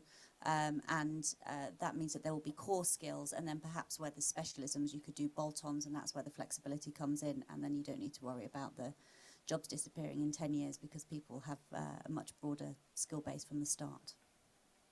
Will, do you want to comment on that? Yes, it's the answer to that one. I think the thing is actually that you need a balance of skills, particularly if you're sort of over the top of a group of skills people. And so if we think about, so we're actually working on a master's at the moment that has got measuring building performance, circular economy and materials, digital, so all these things are coming together. And I think actually standing over a house 20 years ago and watching it being built and put together and checking it and making sure it's properly commissioned is very different from probably what it's going to look like in 5 years' time. And so actually, there needs to be a recognition that kind of cross-sector working, because it's about systems, really. It is, and if you go even 10 years ago, and probably still even now, a house hangs off the end, consumes energy. We're moving away from that. And so actually the built environment, M&E, electrical systems, energy systems, engagement with the distributed network operator, all of those things have to be discussed. And actually, if we siloise now, you're kind of not solving the problem. I think it's one of those classic kind of, big building problems, isn't it? You build the fabric and then you sort of over-specify the M&E because of warranties. We actually need to get these systems efficient and making them work. And at a skills level, that means us working together and actually, coming up with joint solutions. And I think do we have a question up there? Yeah, I wanted to start off by agreeing with Carl about, whether we're actually addressing the right question, and whether we do need to, whether there really is that skills gap. I'm from the Climate Challenge College in Todmorden. We're running skills-based, vocational-based courses for young people to give them a taster of a range of skills for the future green economy. But I think we've got to be really careful not to decouple skills from knowledge, and I think this is the issue for the bricklayer. We want to make sure that our young people come out with an understanding of what the challenges of climate change are, some of the ways that those can be addressed, and for them to feel empowered rather than terrified at the end of that. And I think if we can do that through our education system, if we can actually give young people a proper understanding of climate change, of where the economy needs to change to meet those challenges, then we've got a way forward. I don't see that in the government's new strategy, the DFE's new strategy paper on the way that climate is going to be taught in schools and in FE from next year onwards. I'd be interested to hear if the panel are equally disappointed as I am, because it seems to be a lot of litter picking and not using single-use plastic straws. You want to pick up on that? Yeah, I mean, I agree with that. I agree with that professionally and personally. I've got 7-year-old in primary school, and it bugs me no end that they don't seem to learn anything about the impact of climate change on some of their topic work. But I think it speaks to the need that's been articulated to me for cultural change in the way that everybody thinks about the climate emergency. You know, in some ways, for my generation, you know, that's learnt. You know, that's something we've picked up over the last however long. For me, it's a recent conversion. You know, but if we can start getting into primary and secondary education and start making people aware, then that can then be built on at, you know, levels 3, 4, 5 and 6. And I'm reminded that about 10, 15 years ago, the university sector was accused of not doing enough to support enterprise and entrepreneurship.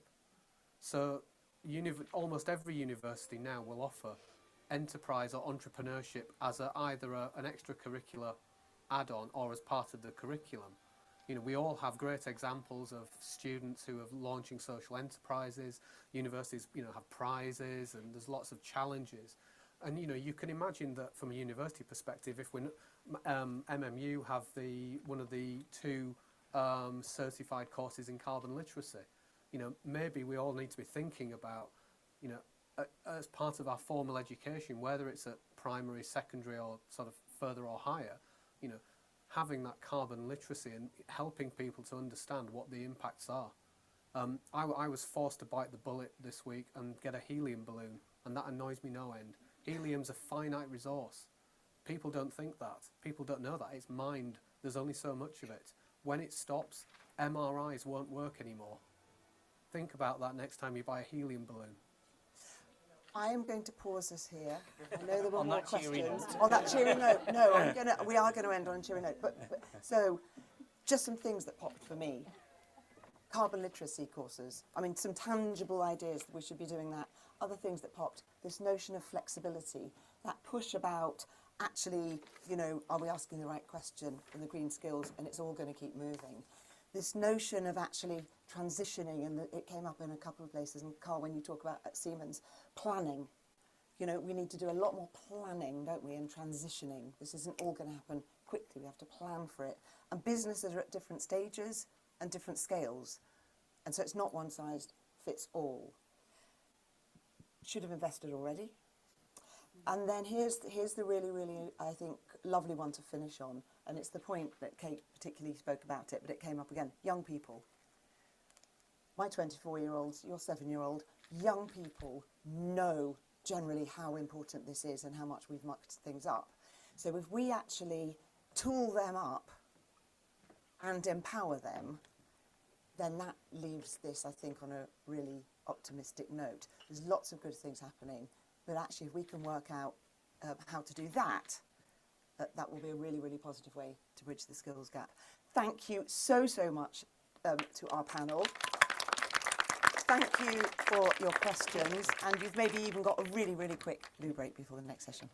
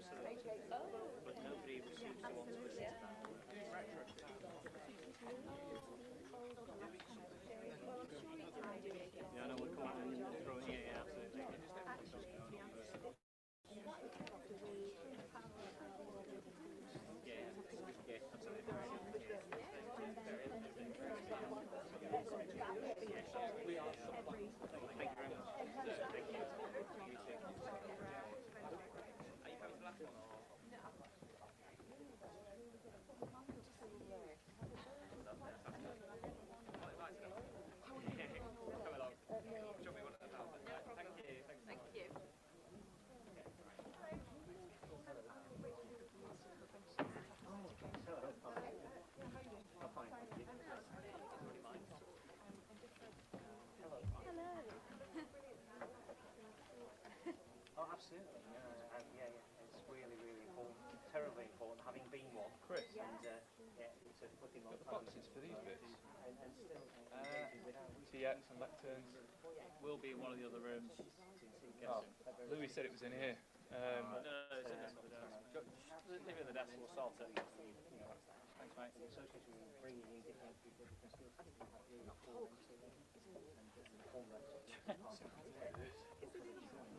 Careful. Oh, Ollie.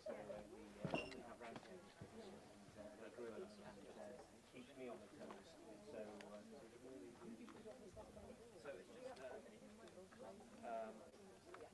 Henry and Rachel.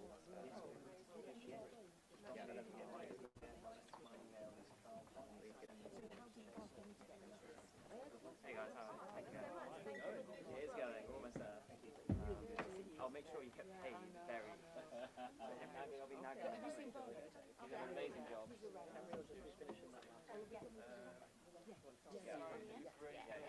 already mic'd up, so you don't need to. So you get to go on the chair. Sit down for a bit. I mean, we could have had a chair. We could have had a chair for you. But I don't know.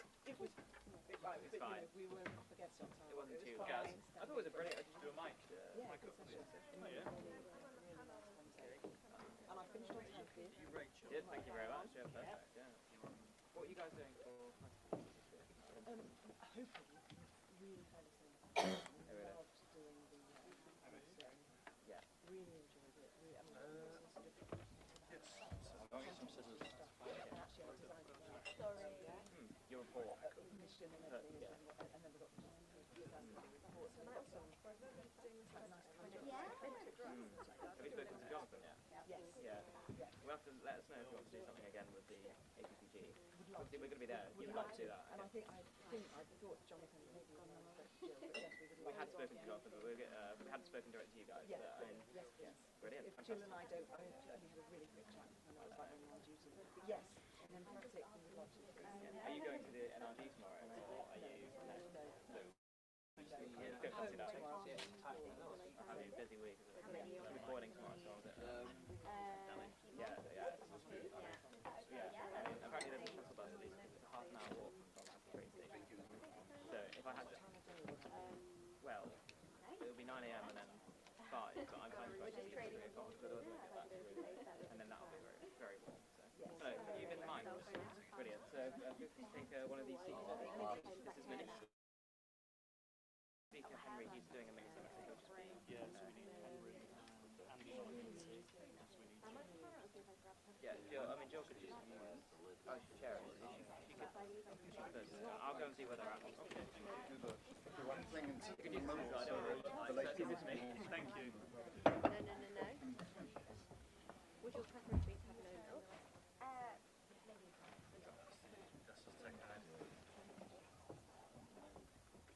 You'll have to look down there, but I don't think so.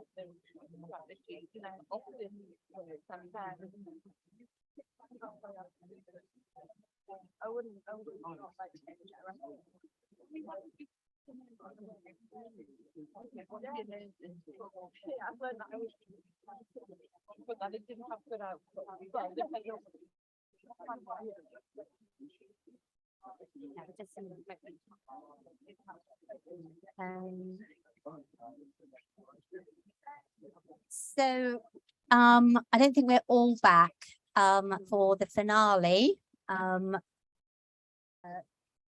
but hopefully they're all coming in now.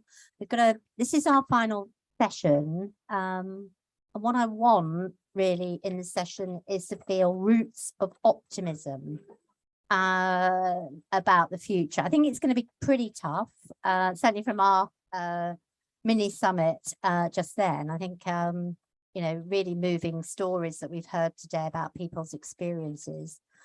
But without further ado, I think that people are coming in now, but I'll carry on because I do know that Andy Haldane, who could be in years to come, his legacy might be the words levelling up, and was certainly involved. And he's now at the Royal Society of Arts, leading that way. Great innovation, very big brain, and looked after our money at the Bank of England for quite a long while. So he probably knows what he's talking about. And here's Henry, so it's okay. So what we've got now, and I'm just wondering for the people who are reporting back, if you might want to go here because he's not here in person, and you can have a look at him. He's wearing a very nice white shirt and looks rather very responsible young man. He's done very well. Okay, so shall we roll the film, which is called Andy Haldane? Again, wanted to be here, couldn't, but I think that's the joy really of doing this in this new hybrid world, that you can do that and you can get the good commentary here. So anyway, over to Andy Haldane and his vision for the future. Hello everyone, I'm Andy Haldane, Chief Executive of the RSA, delighted to be here speaking in the closing session of this Northern Powerhouse Summit on Education, Employment and Skills. I know you've had a fantastic lineup of speakers. I'm sure we've heard some fantastic discussion and speeches from them on these absolutely crucial questions. The macroeconomic backdrop to the summit could not be more challenging. We all know, and I'm sure you've heard a lot already, about the difficulties being caused by the cost of living crisis that's affecting families, the length and breadth, of course, of the UK, but none more than families and places that have been struggling in some cases for many years, in others for many decades. It's also the case, though, that accompanying this challenge are some huge opportunities to level up the country, to unlock opportunity among those people and within those places that have been struggling for years and in some cases decades. And indeed, as part of the Levelling Up white paper, which I contributed towards, we put some numbers to the extent of the potential that might be unlocked for those people in those places. And that runs to tens, if not hundreds, of billions of pounds each year. So the size of the prize here, the scale of the opportunity, could not be greater, particularly in the light of that cost of living crisis. Now, the theme of the summit has been about bridging the gap, and it's clear to everyone, I think, that those gaps spatially across the UK are absolutely enormous, and indeed have been getting wider over time, certainly over the last 50 to 70 years. Those gaps are big between regions, between north and south. But indeed, those differences spatially are also very large and widening within regions. The problems we're often dealing with are genuinely hyper local, and that underscores the extent and scale of the levelling up challenge that we all face. And that levelling up challenge isn't confined to gaps just in pay and in living standards. It shows up in levels of longevity. It shows up in levels of well-being. It shows up in levels of attainment in schools and in levels of skills in society. So the gaps are many and various. They cover pretty much every aspect of the life cycle. And therefore, if we are to tackle those gaps, close those gaps over time, what the Levelling Up white paper made clear is that we will need a multi-pronged strategy, one that speaks not just to what's sometimes called human capital, but to physical capital, to cultural capital, to institutional capital, to social capital. And the plan that was put in place in the white paper hopefully spoke to each and every one of those capitals. The particular theme I want to touch on in the remaining part of my remarks, however, was around the crucial issue of skills, the crucial question of human capital, because looking across the UK, plainly, those gaps in skills, those gaps in educational attainment are very significant, and in some ways have become even more significant over time. By skills, by education, I don't, of course, just refer to cognitive skills, to academic skills, but even more importantly, to non-cognitive skills and to vocational attainment of various ways. The skill shortages and skills deficits are even more acute when it comes to those non-cognitive skills and those vocational skills, in ways that should worry us along at least two distinct, if related, dimensions. And the first relates to aggregate growth in the economy and a strategy for that. And the second relates to the distribution of that growth across the economy. In other words, levelling up. And I think we need to tackle with real zeal the skills problem if we are to have any hope of both boosting growth at the aggregate level and to shift and to shrink those widening distributional disparities in different parts of the country. And to make this point concrete, let me start just by making some observations on the drivers of growth in the UK over the past, say, 15 years since the dawning of the global financial crisis. So economists like me sometimes decompose growth in the economy into two components.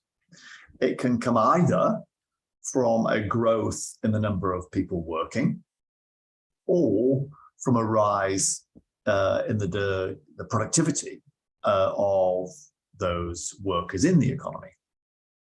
It can come from one or other of those cylinders. If you decompose UK growth over the last 15 years, you will find that almost all of the growth has come from the first cylinder, the words expansion in the number of workers, rather than improvements in the productivity of those workers. Productivity over that period is largely flat-lined, and almost all of the growth has come from an increased number of workers. Some of those have come from increased participation in the workforce, particularly by older people, and particularly by women. Those are very encouraging trends. And some has also come from an increased number of people arriving from other countries through net immigration.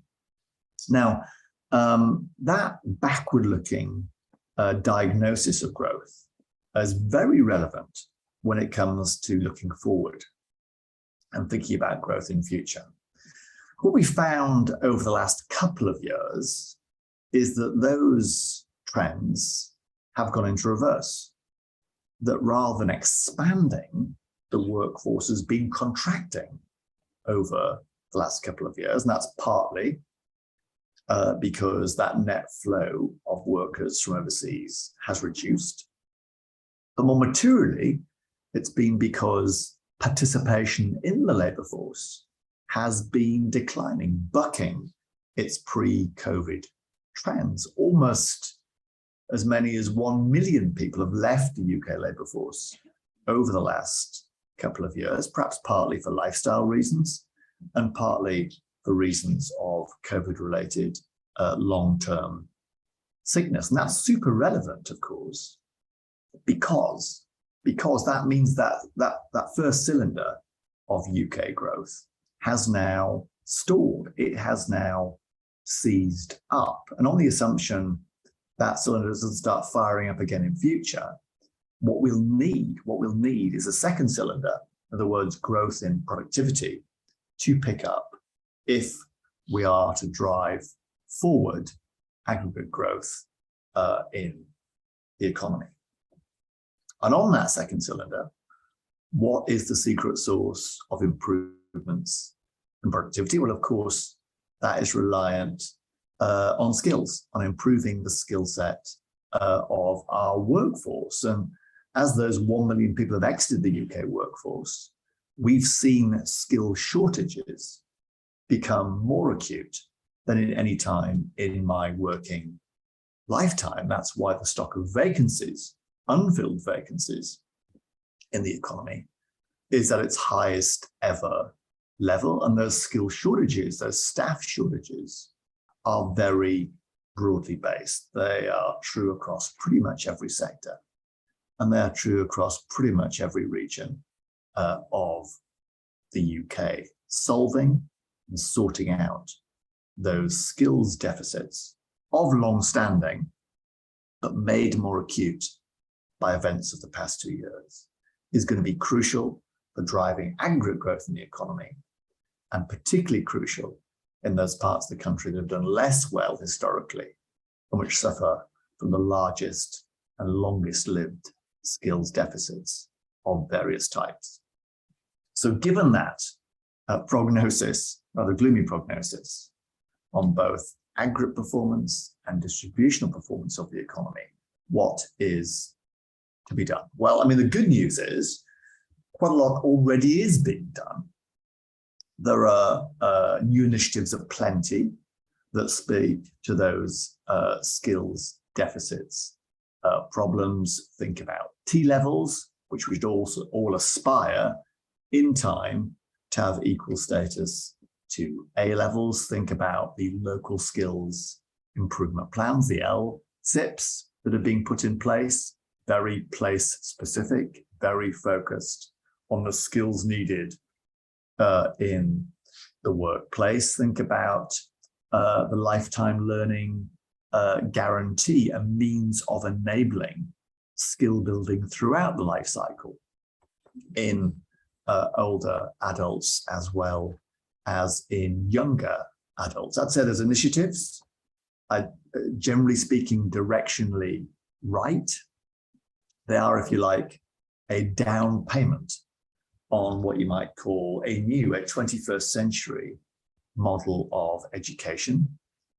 The model that served us so well in the 19th and 20th century focused on building cognitive skills in young people. That model worked well in centuries past. It will not work well in the 21st century. For the 21st century, the educational model needs to focus on older as well as younger as an educational model, and it needs to focus on non-cognitive as well as cognitive skills. So these are useful down payments, but I would suggest more is needed in both scale and scope if that new 21st century model of skill building is to become a reality, given the scale and scope of the skills deficits I've mentioned.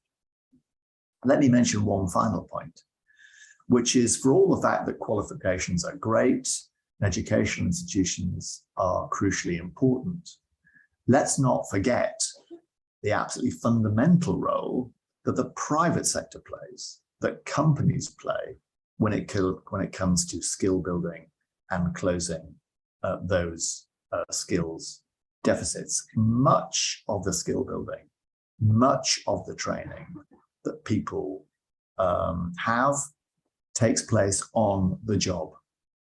And truth be told, UK companies are towards the bottom of the international league table when it comes to the amount they spend in training their staff, in investing in their staff. So if we are to close those skill deficits right across the country, but particularly in those places doing less well, I think companies will need to invest as never before in the skills of their staff. That war for talent makes that now an absolute imperative. It's no longer the case that companies can go and pinch skills from other companies, because we know we have an aggregate deficit of skills. We suffer from a fallacy of composition if companies think they can outsource their skill building to other companies. Now is the time. A stronger case could be made now than at any point in the last 50 years for companies themselves investing in their staff as never before. And the debate ought to be about what would it take to deliver that? Are there tax incentives needed for companies to do more to invest in their staff? Are there other schemes that could be in place to encourage companies to invest more in their people? Ultimately, that has to be part of the solution to this chronic skills deficit of long-standing, but made more acute of the past few years. Those are issues for the future. They pose a real challenge today to both growth and to levelling out, but they also pose a great opportunity to both level up and to grow the economy. Way back, someone said that the policy agenda of their government needs to be three things, which was education, education, and education. And for today, several years on, several decades on, the mantra needs to change. The mantra needs instead to be skills, skills, skills. And this summit, I think, has been a fantastic down payment itself on making good on that mantra. Thank you, everyone, for listening. It was long, but it was good, and he got there in the end. So if you take away one thing from this conference, the future is skills, skills. So I'd like to now bring up for our very final session the wonderful Minnie Mole from the Design Council. Welcome back, Minnie. We've got Dr. Rachel Cooper, who's from the Institute for Apprenticeships, and yet again we got Henry Morrison. So welcome back, and you've got me. So anyway, am I switched on? Yeah. Okay, I'll sit here. So I'm going to make this sort of short and sharp, lively, because we're all sort of had quite a long day one way or another.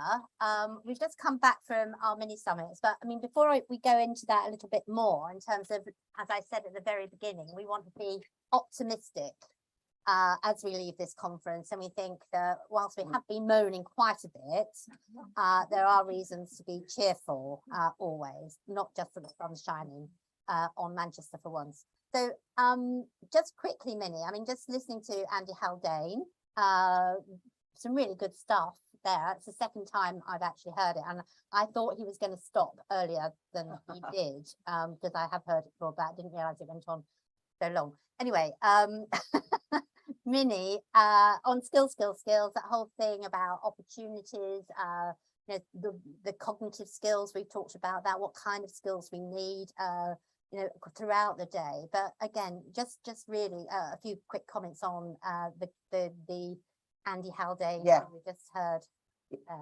So it won't surprise you, with my design and creative industries hat on, I'm actually going to dive straight into the importance of creative problem solving skills. He sort of alluded to it, but Andy Burnham, thank you, Andy, absolutely spoke about how education is just not supporting the creative subject. And he spoke, Manchester is an incredibly creative city. And the reason we've really got to think about the creative problem solving skills is we've got to redesign just about every aspect of how we live our lives. Yeah. And so if you think of that in the broadest sense, we need all kinds of approaches, but we really do need at the heart. And I'm going to rattle through about 5 key things I've heard people say today. The need for thinking differently, the need to design, redesign. Thank you, Andy Burnham also said co-designing with people, with communities, with places. We need system change. We need whole system thinking. We have got a creative crucible in West Yorkshire. Drama is therapy, music is flow, and we've all really got to actually release our inner warrior. So there's been a lovely flow through the day about some of those creative skills. Thanks, Minnie, that's great. We'll come back. I'm just doing it in order. So Henry, I feel like I've spent a lot of time with you today, but it's all been good. So I mean, in 30 seconds, I think our session was really interesting, and we talked a bit about the Doncaster model. We've got a colleague from Doncaster here in the room, a bit as well about the wider challenges around the current education settlement in this country, essentially, and the constraints of a kind of a very academically focused curriculum, what the alternatives might be. And I think that was a really interesting discussion and session. I think particularly the voice of someone who was still in the system was very perceptive and very challenging about what the real divide should be between the national and the local, and setting a very clear challenge to us. If we are going to talk about wanting to redesign the system to enable us particularly to focus on those who currently are not getting the most from it, then we need to be really clear about actually how we would do it rather than just kind of pontificating. So that was a very helpful grounding, but it was a great vibe and feeling in the room, wasn't it? Yeah, it was. And I think I don't know if she's still here, but Annabelle, you know, was yeah, you are. Yeah, no, very good indeed, and really told it like it was. I think in terms of what it's like. And like I said, it was a long time since I was your age, but you know, getting that sort of, and we've heard great voices throughout the day, but getting that sort of like, that's what it's like for us. And, you know, the over-centralisation point keeps bobbing up, and also the powers of the Department of Education, you know, that centralisation there just does not make sense in terms of where we are post-pandemic. And I think the gaps are new gaps often. Just interesting really quickly, you know, obviously Andy Haldane there really being fairly scientific and all of those things. And I think it's a good point. We do need skills. He did actually pick up on some of the points that we made in our session, that it's not all about academic achievement and what does success look like, and for people. Just want to quickly comment on that, Henry.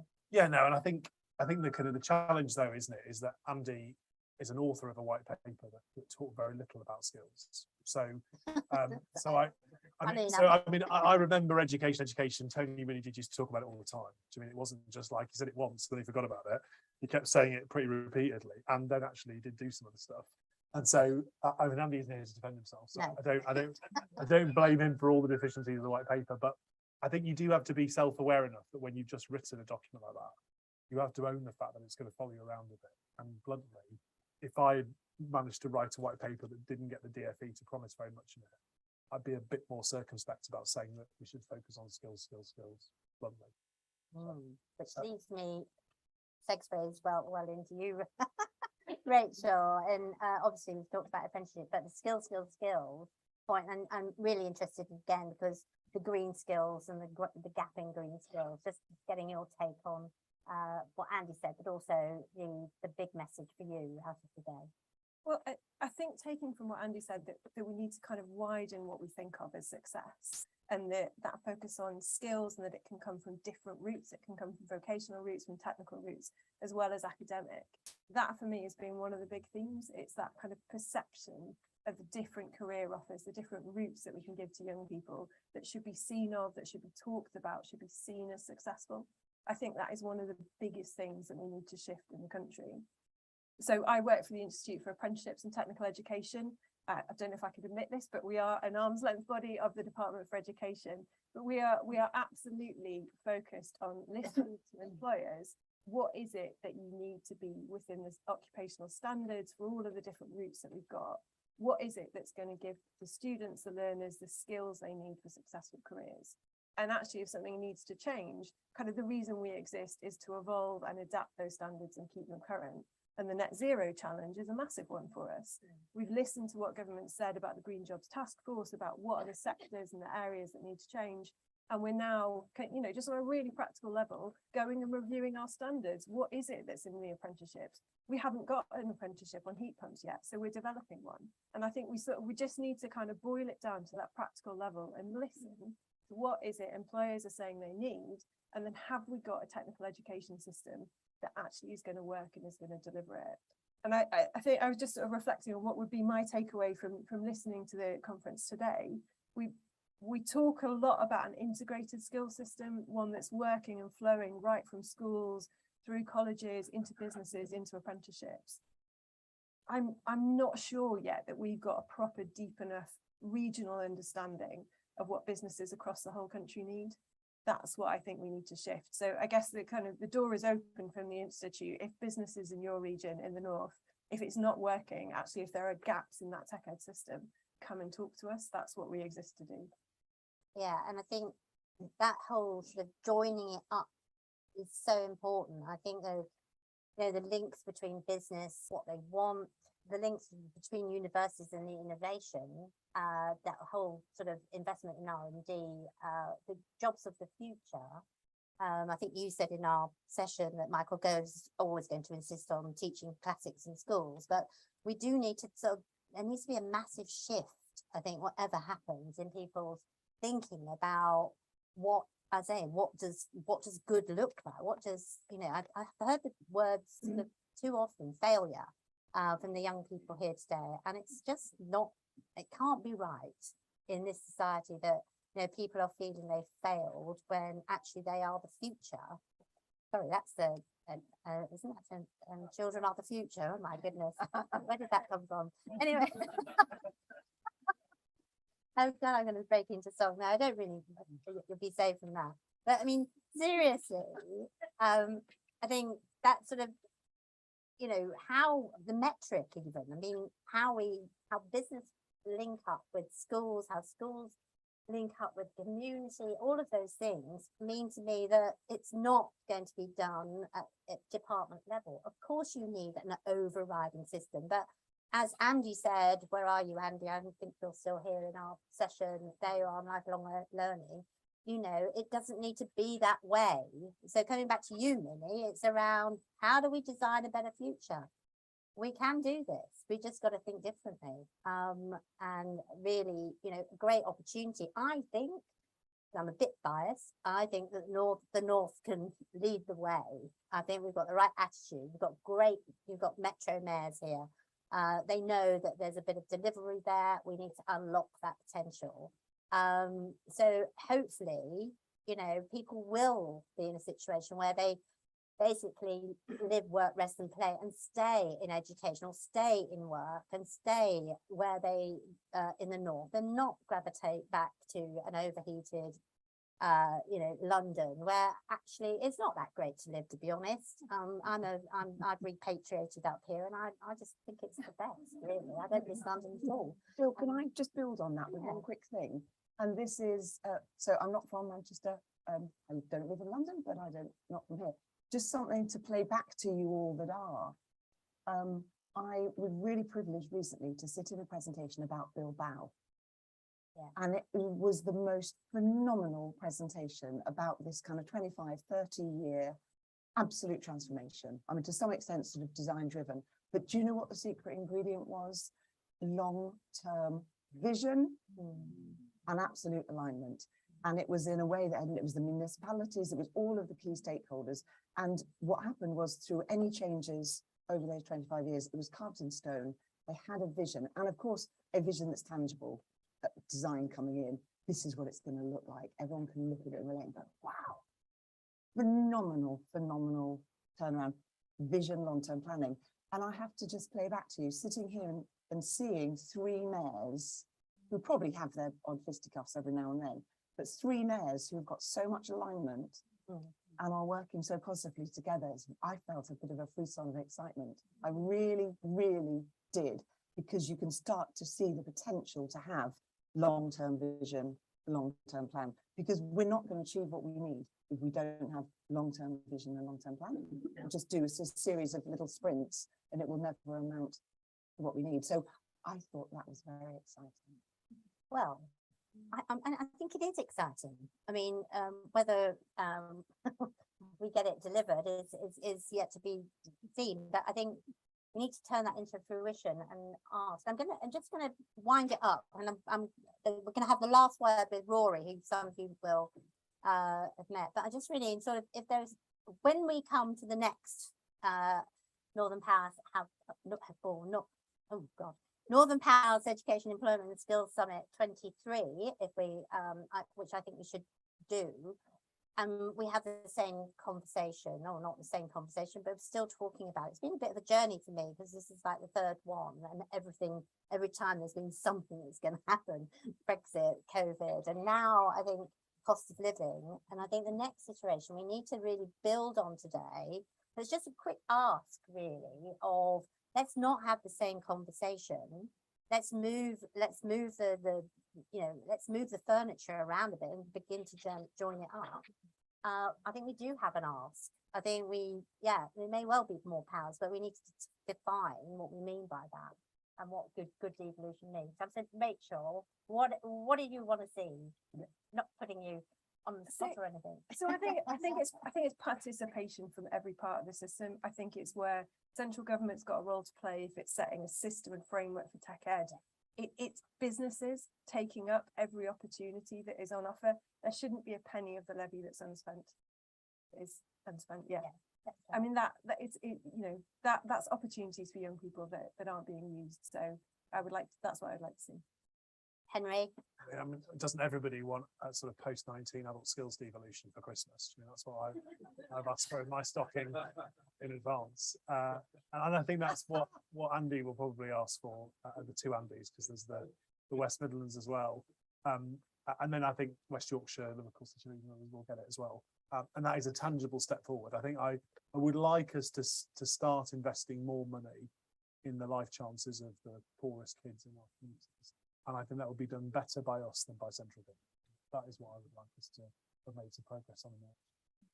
And Minnie, I think you've already said it, but The only thing I would add is that in terms of never waste a good crisis, I think the crisis we mustn't waste is the planetary crisis. Yeah. Because if we accelerate and invest in that, we address to some extent cost of living, we address the climate crisis, to some extent geopolitical crisis, and there is huge opportunity in those hills. So I think of all the crises, that's the one we really mustn't waste. yeah. So, ladies and gentlemen, I think we're drawing to a conclusion. Just before, I'm going to bring, if Rory come to the fancy lectern there, and you can give us the final word. But just before we do that, I just want to say a big thank you to absolutely everybody, including my excellent team. WSP, thank you very much, and the Design Council for supporting the event. We had lots and lots of interest from employers and businesses and everybody across the north. And hopefully next year it will be even bigger and better. So get in there. I want to say particular thanks to the RSA, Child Poverty Action Group, Home, where we have enjoyed our time today, the Institute for Employment Studies, the Association of Colleges, the Learning and Work Institutes, URSA, and last but not least, Henry, the Northern Powerhouse Partnership for helping me really pull this together. And, you know, we've sort of grown our little grouping of supporters here because we're all in the same, swimming in the same direction. So thank you so much. You've all been excellent. And I'm leaving with the star of the show. It's not me, by the way.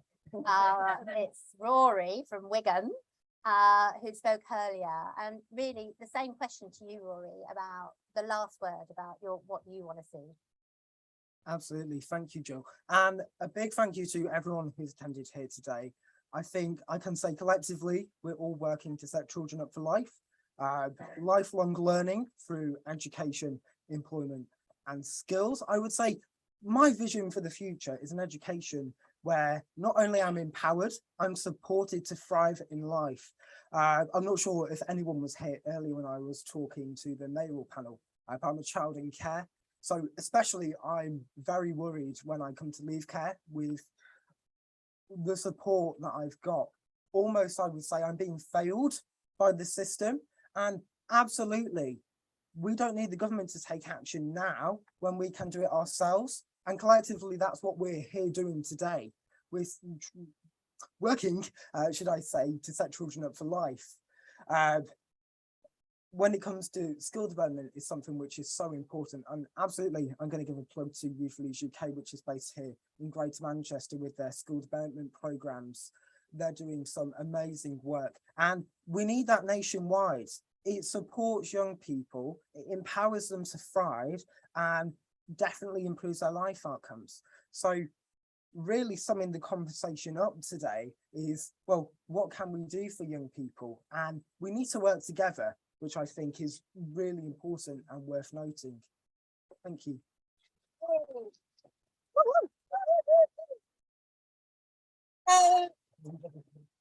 Well done, Rory, and well said. Again, thank you one and all for being with us today. Henry's making a speedy exit. There we go. And you all can all go and bask in the sunshine. I know I'm looking forward to having a little drink. Well done.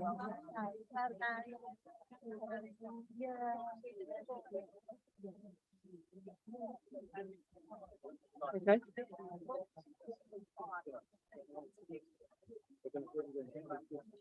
Thank you very much.